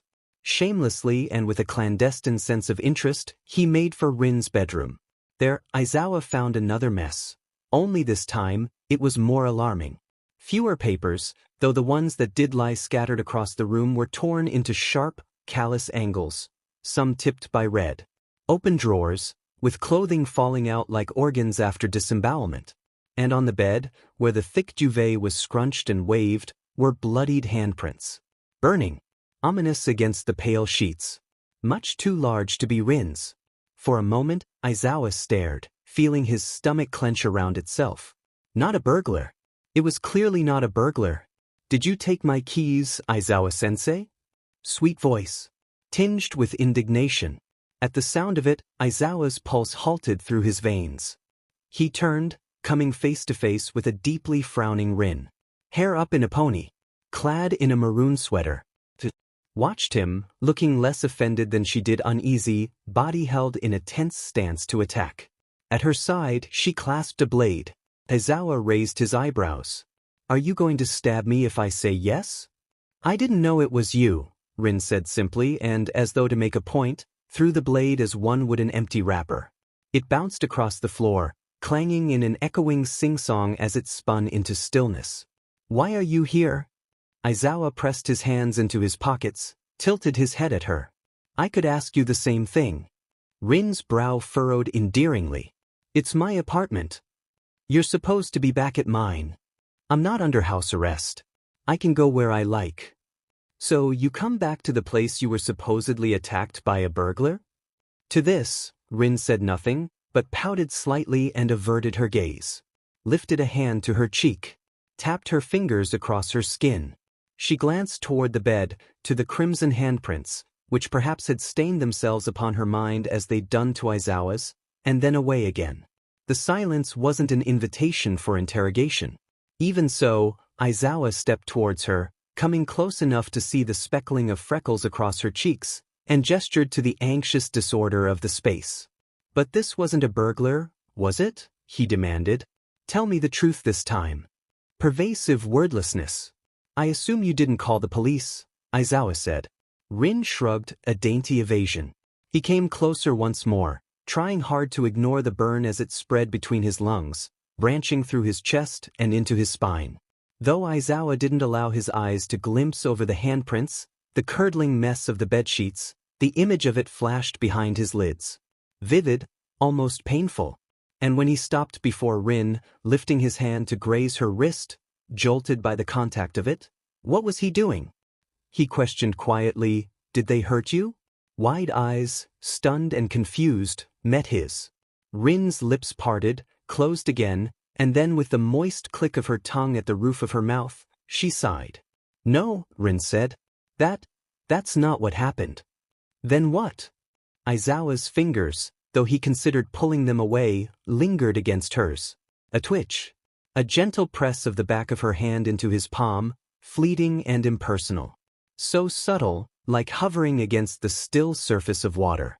Yet, with the force of small explosions, it left hundreds of pinpricks across Aizawa's skin. He watched Rin's lips, willing her to speak, one half of him wanting her to pull away because of the strangeness of it all, the other half wanting to pull her closer. When at last she did withdraw her hand, it almost made Aizawa sick. Rin wrinkled her nose, pouting like an upset child. I'm really sorry, Aizawa-sensei. But you shouldn't be here, she said. This is none of your business. To which Aizawa narrowed his eyes. Of course it's my business. No, it's not. You're staying in my apartment, Aizawa reminded her. I'm supposed to be taking care of you. That makes all of this my business. Well then, Rin lifted her chin, glaring with quiet resolve, I'll leave. Neither of them tore their eyes away, an exchange of unspoken ultimatums passing between them. Despite managing to maintain a stern facade, Aizawa could feel his insides plunge at the threat of it. He didn't want her to leave, whether from his sentimental sense of responsibility or a newly discovered desire to keep her safe, he wasn't entirely sure. What's more, he couldn't exactly tell Rin that. Of course, it wasn't rational. More than that though, she wasn't his to keep. Why did that bother him? Aizawa cleared his throat, straightened his shoulders. Don't be so rash. You're upset. You're upset, Rin spat. She may as well have stuck her tongue out at him. But then, features crumpling like dry flowers, tears welled in the corners of her eyes. For a moment, she continued to glare at Aizawa. However, as one silver streak slithered down her cheek, she spun away and stomped out, leaving Aizawa confounded by the heavy throb of his pulse in his ears. She sat on her kitchen floor, huddled into a ball against the sharp corner of the cupboards. Still for a long time, not lifting her eyes to Aizawa as he lowered himself to sit across from her. He realized the stupidity of it, how childish it must have seemed for him to be pandering to her sulks. At the same time though, so close to her in the cool, tiled space, yellow light floating in from the living room as she drew slow breaths, Aizawa didn't mind it. Not at all. You don't have to tell me anything, he said, watching attentively as her fingers tensed and relaxed over her sleeves. How odd, to want to touch them again. But you have to answer one question. Rin leaned her head against her knee, looking at him at last. Tired, anxious eyes. Are you okay? Like a phantom across her lips, Rin smiled faintly. You never used to ask so many questions, Aizawa-sensei. Aizawa shrugged. Waited. What changed? The question took him by surprise, or was it the tenderness, the affectionate hush with which Rin spoke? With a gossamer air of expectancy, she lifted her head, allowed her gaze to meet Aizawa's in a disarming intimacy. Not shying away, Aizawa replied with considered slowness, I don't know. And it was true. He didn't know for sure, though he had his suspicions. Contemplatively, Rin hummed. She pressed her hands to the ground, shuffled closer so that her feet could have touched Aizawa's.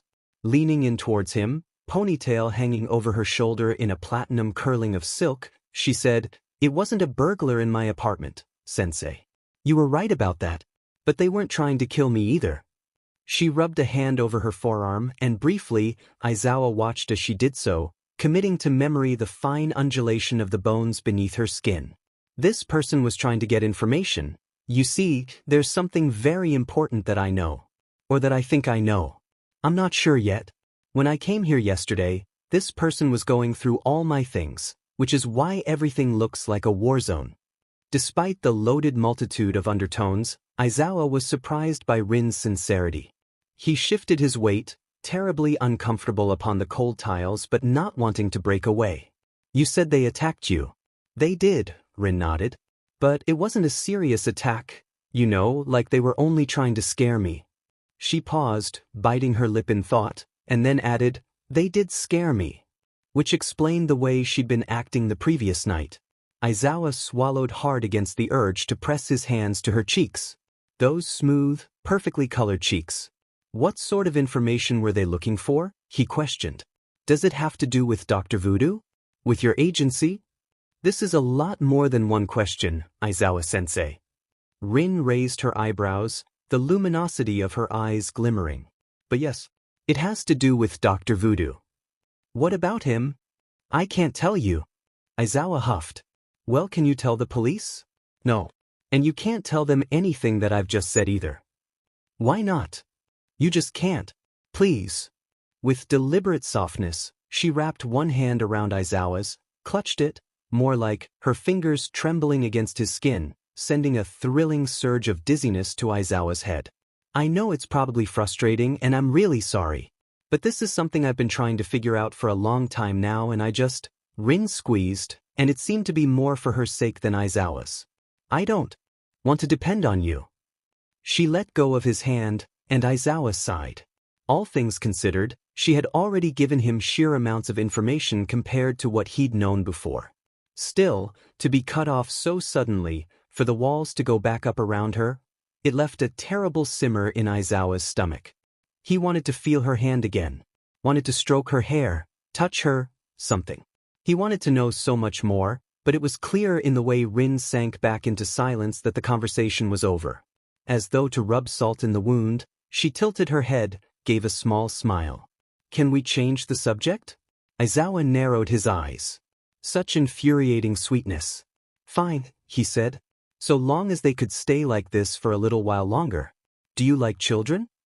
At the question, Rin raised her eyebrows, making a noise somewhere between a choke and a giggle. Aizawa didn't realize the oddity of it until the words were already out his mouth, because what he had meant to ask was whether or not she'd mind looking after a child. A much less intrusive, much less uncomfortable version of what was actually said, and now, under Rin's endearing question mark of an expression, he struggled to find the language to clarify that fact. Aizawa felt his eyes widen and narrow, as though in confusion, and a blank sound like an welled itself in his throat.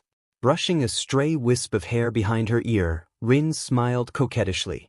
I love children, she said and blushed, seeming embarrassed by her answer. I actually adore them, though that's not exactly a first date kind of question. I know. I'm sorry. Aizawa could have rolled his eyes at himself, choosing for now to ignore the anecdote. He pressed his palm to his nape, looked away briefly. What I actually wanted to know was whether you'd be able to do me a favor. I need a babysitter, and A babysitter for your class? Like a substitute. Rin cocked her head. Lord, no. The thought of throwing Rin to that disastrous mass of overly active trouble magnets was enough to make Aizawa sick. For a little girl named Eri.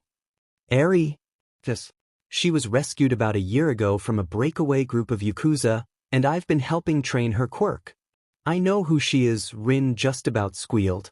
There was a weird glimmer across her features, a new and charming brightness about her eyes, quite the same as when they'd come across that kitten on the autumnal equinox. She leaned forward, pressing her hands to Aizawa's knees, and beamed.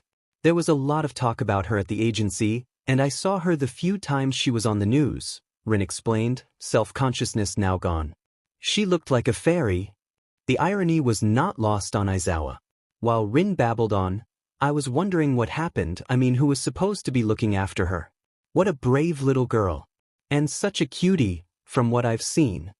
He found himself gazing at her stupidly. By such thrilled focus, it was clear she didn't feel through her chest the same stifling pressure as Aizawa did. A pressure which only grew the longer he watched her. The excitable curve of her mouth. The tensing of the tendons in her neck. Her face close enough for him to see the slight tinge of white gold in her eyes' greens. All of it startlingly pretty, all of it setting Aizawa's stomach in knots. Were you going to ask me to look after her sometime? Rin grinned, leaning closer, jolting Aizawa back to reality as she did so. What? Eri, you said you needed a babysitter? Oh, right. He focused his attention on looking her in the eye, trying hard not to be bothered with the gentle weight of her hands on his legs. Would you mind? Not at all. Rin cried. I'd love to. To this suggestion, Togata had no objections. Frankly, he even seemed excited by the idea. Apart from Hato Nijire, who already wasn't around all that much on account of hero work and planning her wedding, Eri didn't have many female figures to look up to. At least, not on a personal level. As such, Rin would be a refreshing new acquaintance. Even if they'd only be spending the briefest time together. Even if it wasn't immediately clear how quickly Eri would warm up to her. A very hit-and-miss situation, all things considered. And so, that Thursday evening, Togata dropped Eri at the dormitories. Cat-themed backpacks slung over her shoulders, silvery hair flung up in ponytails and tied haphazardly with ribbons. It was clear Togata was experimenting with his styling skills again. She tiptoed across the path towards Aizawa, grinning in between uncertain glances. Sugary sweet in a red coat and boots to match, like the leaves. She'd probably say. Clutching Togata's hand with no apparent intent to let go, and when it was time to part ways, Eri's arms lingered around him in a hesitant hug goodbye. Through the 10-minute drive to the apartment, she was comfortably talkative. "I've learned how to skip, and Mirio-kun is going to teach me how to ride a bike," she said, swinging her legs against the back seat. "And I've made a friend at school. His name is Koda." "That's good, Eri-chan. The teachers said we're going to have a picnic in the forest next week. We're going to hunt for mushrooms." When Aizawa glanced into the rearview mirror, Eri was watching him, crimson eyes wide and pleased with the conversation. "I've never had mushrooms before. Maybe you can ask Rin-chan to make you mushroom soup. She cooks nicely." "Can Rin-chan make candy apples?" "I don't know. Although I'm pretty sure she can make anything," Aizawa said, and the way it came out sounded rather too wistful for his liking. Behind him, Eri hummed quietly, turning to gaze out the window at the warm-colored scape of street and trees. Aizawa had to hold her hand when they climbed the stairs to the apartment. Halfway up, she got distracted by a maple leaf that had blown in through the window, crouching down to stare. Not venturing to pick it up for some moments lest she disturb something unspoken, she cooed over its fiery color against the still green veins. When at last she did pinch the leaf between her teeny fingers, gently, like taking a butterfly from a petal, she held it up for Aizawa to see, as though it were the most marvelous thing in the world. She held it to her chest the rest of the way up. An inexplicable anxiety beat between Aizawa's ribcage. The scrape of his key in the lock was loud and nauseating, somehow slow. Until then, it had seemed like a good idea to leave Eri with Rin. Aizawa had seen no rational reason not to. However, now faced with the reality of it, doubt nestled itself in his mind. What if Rin didn't like Eri? Worse still, what if Eri didn't like Rin? In all her feather-headed ways, Rin could kill this child, could leave the stove on and burn the apartment down with them inside, or could put too much sugar in Eri's tea and poison her. More ominously, Rin could have been attacked again. What if? The question hung itself before Aizawa's vision like a glaring, red pain. When he opened the door, Eri following curiously behind with one hand still in his, Rin was on the couch, waiting with coffee cup in hand, a change from the usual wine. Fluffy socks and shorts, hair freshly washed. With all the striking fairness of a white dahlia, she grinned at Aizawa, making his pulse plummet. She breezed over from the couch, crouching down to be eye level with Eri and seeming to forget entirely that Aizawa was there at all. "You must be Eri-chan," Rin said, smile only widening. "I've heard lots about you. I'm Rin. You can call me whatever you like." She gestured to the maple leaf. "What do you have there?" Uncertainly, Eri lifted it, glancing to Aizawa for affirmation, to which he responded by squeezing her hand, and then back to Rin. "I found it on the stairs." "It's pretty." Rin leaned her head to the side. "Almost the same color as your eyes." "It is." Eri looked intently at the maple leaf, little brow wrinkling in delicate thought. Then, like a star, her features burst into a show of exquisite excitement. "It is." In Eri's charmed distraction, Rin tilted her face up towards Aizawa. Lips curling strangely at the corners, sylphish features open in a smug look of delight. Infectious lightness. Quite beguiling. Meeting her gaze, Aizawa lowered himself next to Eri, gently touching the curve of her back beneath her bag. "Eri-chan," he said, and at last tore his eyes away from Rin's. "Are you okay to stay with Rin-chan?" It was weird, saying her name like that. "I'm sure you'll have fun." Apparently in a happy confusion at the sight of two adults bent before her, Eri nodded slowly and turned her attention onto Rin once again. "Do you like to draw?" she questioned, voice chime-like and sweet. "I do. It's one of my favorite things. Mirio-kun bought me new coloring pencils. So we can use them to draw together." Rin leaned in, speaking in quick, low tones as though there were a secret to be shared. "That sounds like a wonderful idea." With one more determined bop of her head, Eri slipped her hand from Aizawa's, looking to him with an excitable glimmer. "I'm going to put my bag away now," she said and scurried off. "I also need to do a number one. Don't go before I'm finished, Aj is an asterisk." Neither of them making any move to straighten themselves, Aizawa and Rin watched Eri disappear around the corner in a bustle of girlish familiarity. In general, she either took a liking to someone immediately or not at all, and in the case of Rin, it seemed Eri had no qualms. So much was clear in the blossomy little smiles, and the gradual loosening of her grip on Aizawa's hand before she'd let go completely. Not to say he'd had any particular expectations of this first meeting, but Aizawa was relieved. He stood and Rin followed suit, her knees making a quiet cracking sound as she did so. "She's even cuter than I thought she'd be," Rin said softly. "Yes. Eri-chan's very sweet." Out from the corner of his eye, distractions temporarily removed, he considered her more carefully. Noting the smooth bandiness of her legs, the crumpled look of her clothing as though she'd slept in them, and the smell of her shampoo. Why did he pay so much attention to it? And warmth like tousled bedsheets. With something of an ache through his chest and spine, Aizawa wondered what it would be like to press his face into his shoulder, into her hair. "Are you okay, Aizawa-sensei?" "Perfectly." "Oh," Rin grinned airily. "Sorry, you just looked weird."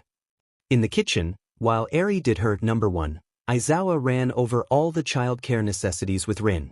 Eri liked his sleeping bag, so he'd left it in the bedroom cupboard for her. Togata's number, in case of emergencies, was on the tag inside her backpack. Rin had to promise to keep her phone on and with her at all times, and to send Aizawa updates until he returned the next evening. "Promise me. If at any point I call, and you don't answer immediately, I will call the police." There was paper for drawing, hair things at the back of the bathroom cabinet.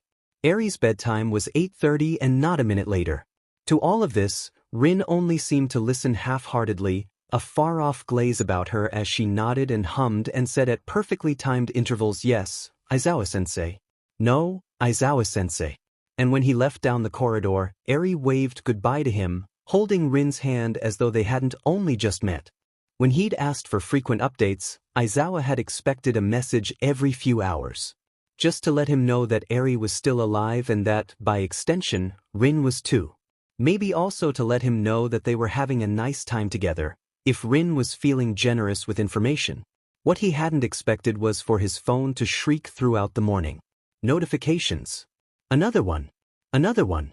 Naturally, it had attracted a series of questioning stares from class 2, perhaps more so because of the fact that, with the way his phone seemed to burn in his pocket, Aizawa checked it immediately every time it made a sound. Sometimes even when it didn't, because behind every notification was Rin sending, not simple messages, but photos. Photos of Eri eating pancakes for breakfast, of Eri drawing, of Eri as she clutched pillows and blankets to herself like some abominable snow child. For the sake of building a fort, Rin had clarified. Eri's nails painted with the same pastel pink as Rin's. Both of their feet in oversized socks striped and dotted like candy wrappers. Watching cartoons. More drawing. All of this, and it was only lunchtime. Now, for the umpteenth time that day, Aizawa stared at his phone screen in quite the same way as he would at messy handwriting. Coffee stewed on the desk alongside an unopened jelly packet. He could hear Yamada down the hall, greeting students. The most recent photo was of both Eri and Rin. Giggly, childish smiles.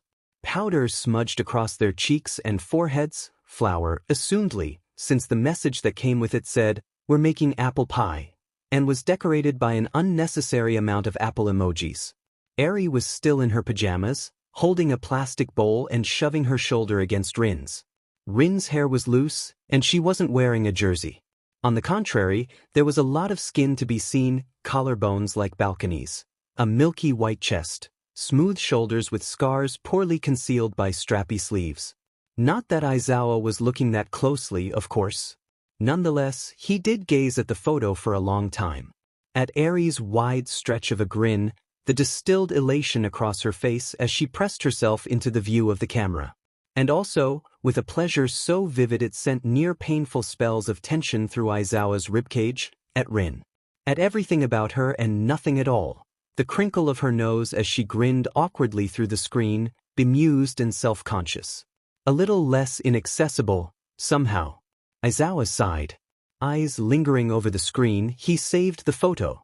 Though he tried to ignore it, A sense of blurred urgency rushed him back to the apartment that afternoon. Once again, he'd had nothing to contribute to the staff meeting regarding the need for new teachers, although this could have been because his mind wandered to things wholly unrelated to school rather than because of any actual lack of opinion, and so he'd managed to leave in a dash before Kayama or Yamada could set their Friday sights on him. He walked fast, cold air slicing against his face in swift waves, and he took the stairs to the apartment 2 at a time. Pulse pounding through his veins, he had to stop outside the door to steel himself, lightheadedness and distraction having made a mess of him.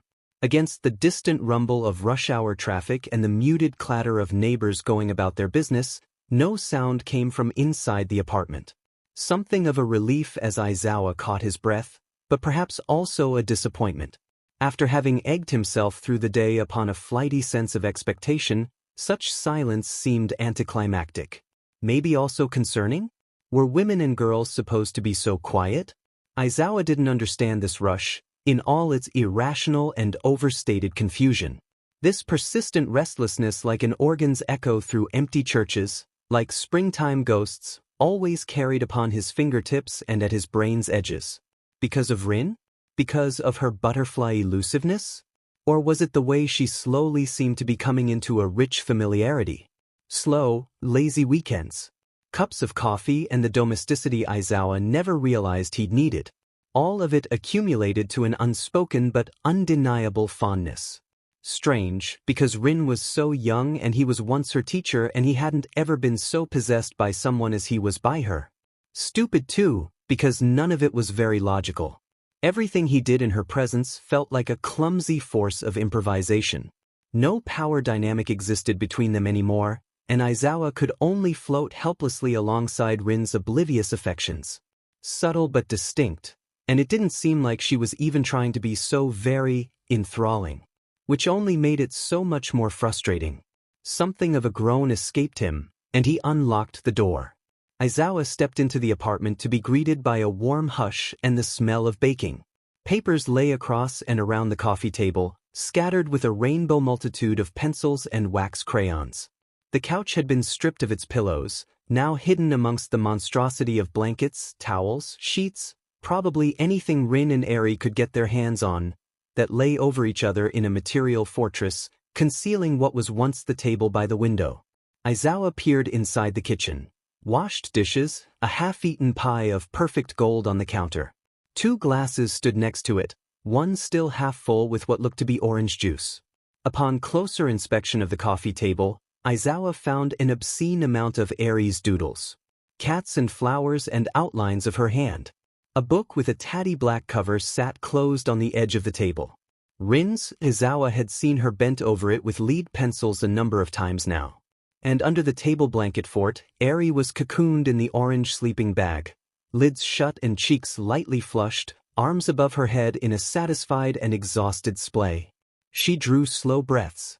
There was a storybook open across her stomach, and next to her, in a half-moon curve, Rin was equally as fast asleep, her face pressed to the material of Aizawa's sleeping bag. One hand clutching at it like a lifeline, the other resting against Eri's, fingers as gently tangled as loose vines. She wore sweatpants and a gray vest, no jersey to conceal the litheness of her arms nor the jagged pattern of scars. As he stared, having crouched down for a better view beneath the table, Aizawa struggled to believe the perfection of it. Indeed, he wasn't exactly the type of person to think of anything at all as being perfect. However, this Rin and Eri cuddled up to his sleeping bag beneath a blanket fort came pretty close. He tugged the sleeping bag ever so slightly to cover Eri's feet, poking out like teeny white buds, and then, with a mesmerized clarity of purpose, he ran his fingers over Rin's ankle. Obscene and absurd. Perhaps violating, but at the same time, how could he not? Like touching marble, such a demure flash of skin was thoroughly inviting in its smoothness, with all its odd undulations of bone. Rin stirred. Aizawa retreated to the kitchen, swiping from the coffee table her sketchbook as he did so. The most recent drawings were, naturally, of Eri, photo-esque shadings of her elfin face in all sorts of positions and expressions. Aizawa had ogled these before being dumbstruck when he turned the page, dumbstruck, because Rin had drawn him too. 2 pages worth of him, actually, and with such impressive attention to detail it was almost disconcerting. Pencil scratches of stubble. Hard lines for features, a strong black smudge of hair. Always frowning, always preoccupied with something apparently very serious, and always looking away. Rin had been quick to shut the book whenever Aizawa was around, whether he'd made any sudden moves or had simply glimpsed her way. She'd smile at him sheepishly, like a small dog caught chasing its tail, and then would slowly curl back over her work when Aizawa happened to look away again. Now he knew why.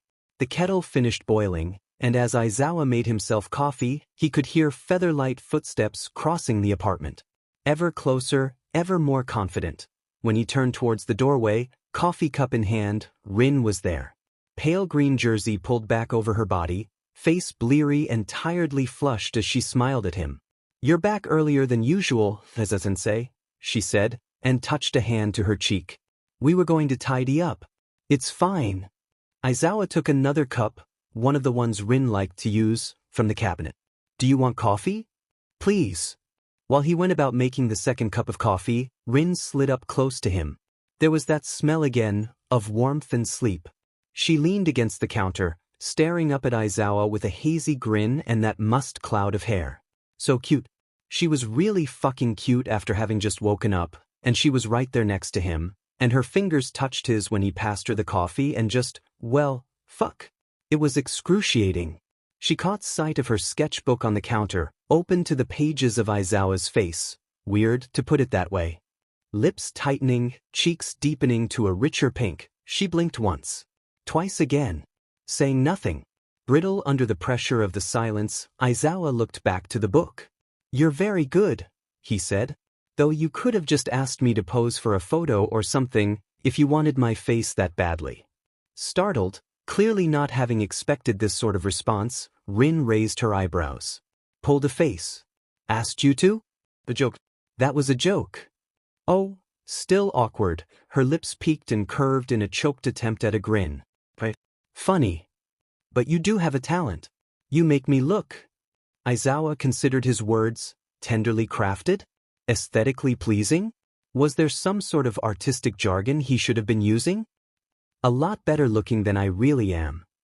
"Not really," Rin said, and brought the coffee up to her lips to speak into the cup. "I only draw what I see. You're just attractive." "What? What?" They stared at each other. Somehow, it didn't seem humanly possible for a conversation to have gone amiss so quickly. They hadn't even gotten through half a sip of coffee yet. Internally, Aizawa moaned, half wishing the kitchen floor would swallow him up entirely. Clearing her throat, Rin rubbed her free hand against her forearm. "Did you, like the ones of Eri?" "Very much," Aizawa said. Too enthusiastically. "It looks like you two had a nice day." At last, Rin relaxed into a dewy look of glee, and the stifling sense of embarrassment began to dissolve. Wide-eyed, tilting herself towards Aizawa, she cooed, "Oh yes. It was such a nice day. Eri and I both woke up super early and couldn't fall back asleep, so we made pancakes." And so Rin went on about all the things Aizawa already knew they'd done, and he listened with a haphazard attempt at attentiveness. Of course, though, sidetracked as he was by simply looking at her, he heard none of it. Not that she seemed to notice. "You should try the apple pie." In an elated bustle, Rin set aside her coffee and took 2 clean plates from the drying rack. She sliced the remaining pie, dished pieces for both herself and Aizawa, and naturally, it was delicious, even if Aizawa had never been much of a fan of pastries. He told her about his day. At some point, after having finished his coffee and the pie and having put the dishes back in the sink, he managed to position his arm in a careful curve around her back as she leaned against the counter. She, in turn, asked him about his students, about the school. "Do you like being a teacher? How did you become one? Do you want more pie?" And eventually, without either of them making a show of realizing it, though Aizawa's heart rose into his throat with steady sharpness, she was leaning into his side. Innocent softness. Face beaming up at his as though being so close wasn't a shameless intrusion. A perplexing blur of boundaries. "Should I wake Eri?" Rin eventually asked, voice lowering into a whisper. She tilted her head. Lips pink and thin and kissable. She's been asleep for a while now. A perplexing blur of boundaries, indeed. Not one Aizawa particularly wanted to stop. He shook his head. No. Brought his arm carefully around Rin's body, touching his fingers to the fuzz of her jersey as he moved nearer. She can sleep a little longer. Sensing that something delicately established might slip, a slim, crucial veil separating the moment from their stymied former selves, neither of them said anything, but watched the other. Their faces came close. Uncertain and agonizing as Rin's eyes fluttered close and Aizawa felt his chest constrict in eager anticipation. The curve of her waist beneath his hand. His lips so close to hers he could feel her breath slither by. Rin-chan. Rin-chan. Followed by a mad dash of footsteps across the apartment. Rin sprang away. So did Aizawa, and when Eri rounded the corner into the kitchen, features widening in delight as she caught sight of them both, they all stood in a skew circle of awkward bemusement. Eri, glittery in her sleepy obliviousness. Aizawa, heart pounding in his ears, quite unsure of what just happened, or nearly happened. He glanced to Rin. She looked away from him, face an image of blotchy pinks and whites. "Hello, Ajisen," Eri cried, swishing forth to clutch Aizawa's hands. Crouching to be level with those excitable eyes of crimson, Aizawa squeezed her fingers in greeting. "Did you have fun today?" A pleased nod. "So much fun. I made you a drawing, Ajisen, you must come see." Eri tugged with enthusiasm, emphasizing the importance of the matter. "It's of you and me and Rin-chan. And also Rin-chan's cat. He's all black and his name is Blink. It's a weird name." By this, Aizawa had to swallow against his discomfort. Out of the corner of his eye, he noticed Rin cringe. Once again, though, Eri continued to be fondly unfazed. She escorted Aizawa out the kitchen, Rin following behind in a sweet, silent skulk. Doing nothing to stop Eri as she babbled on about their day, as she told Aizawa exactly the same things Rin had told him just minutes earlier. "And after we finished building the fort, we took a small tea break, which was when Rin-chan painted my nails. See? Ajisen, do you know Rin-chan has lots of scars, just like me?"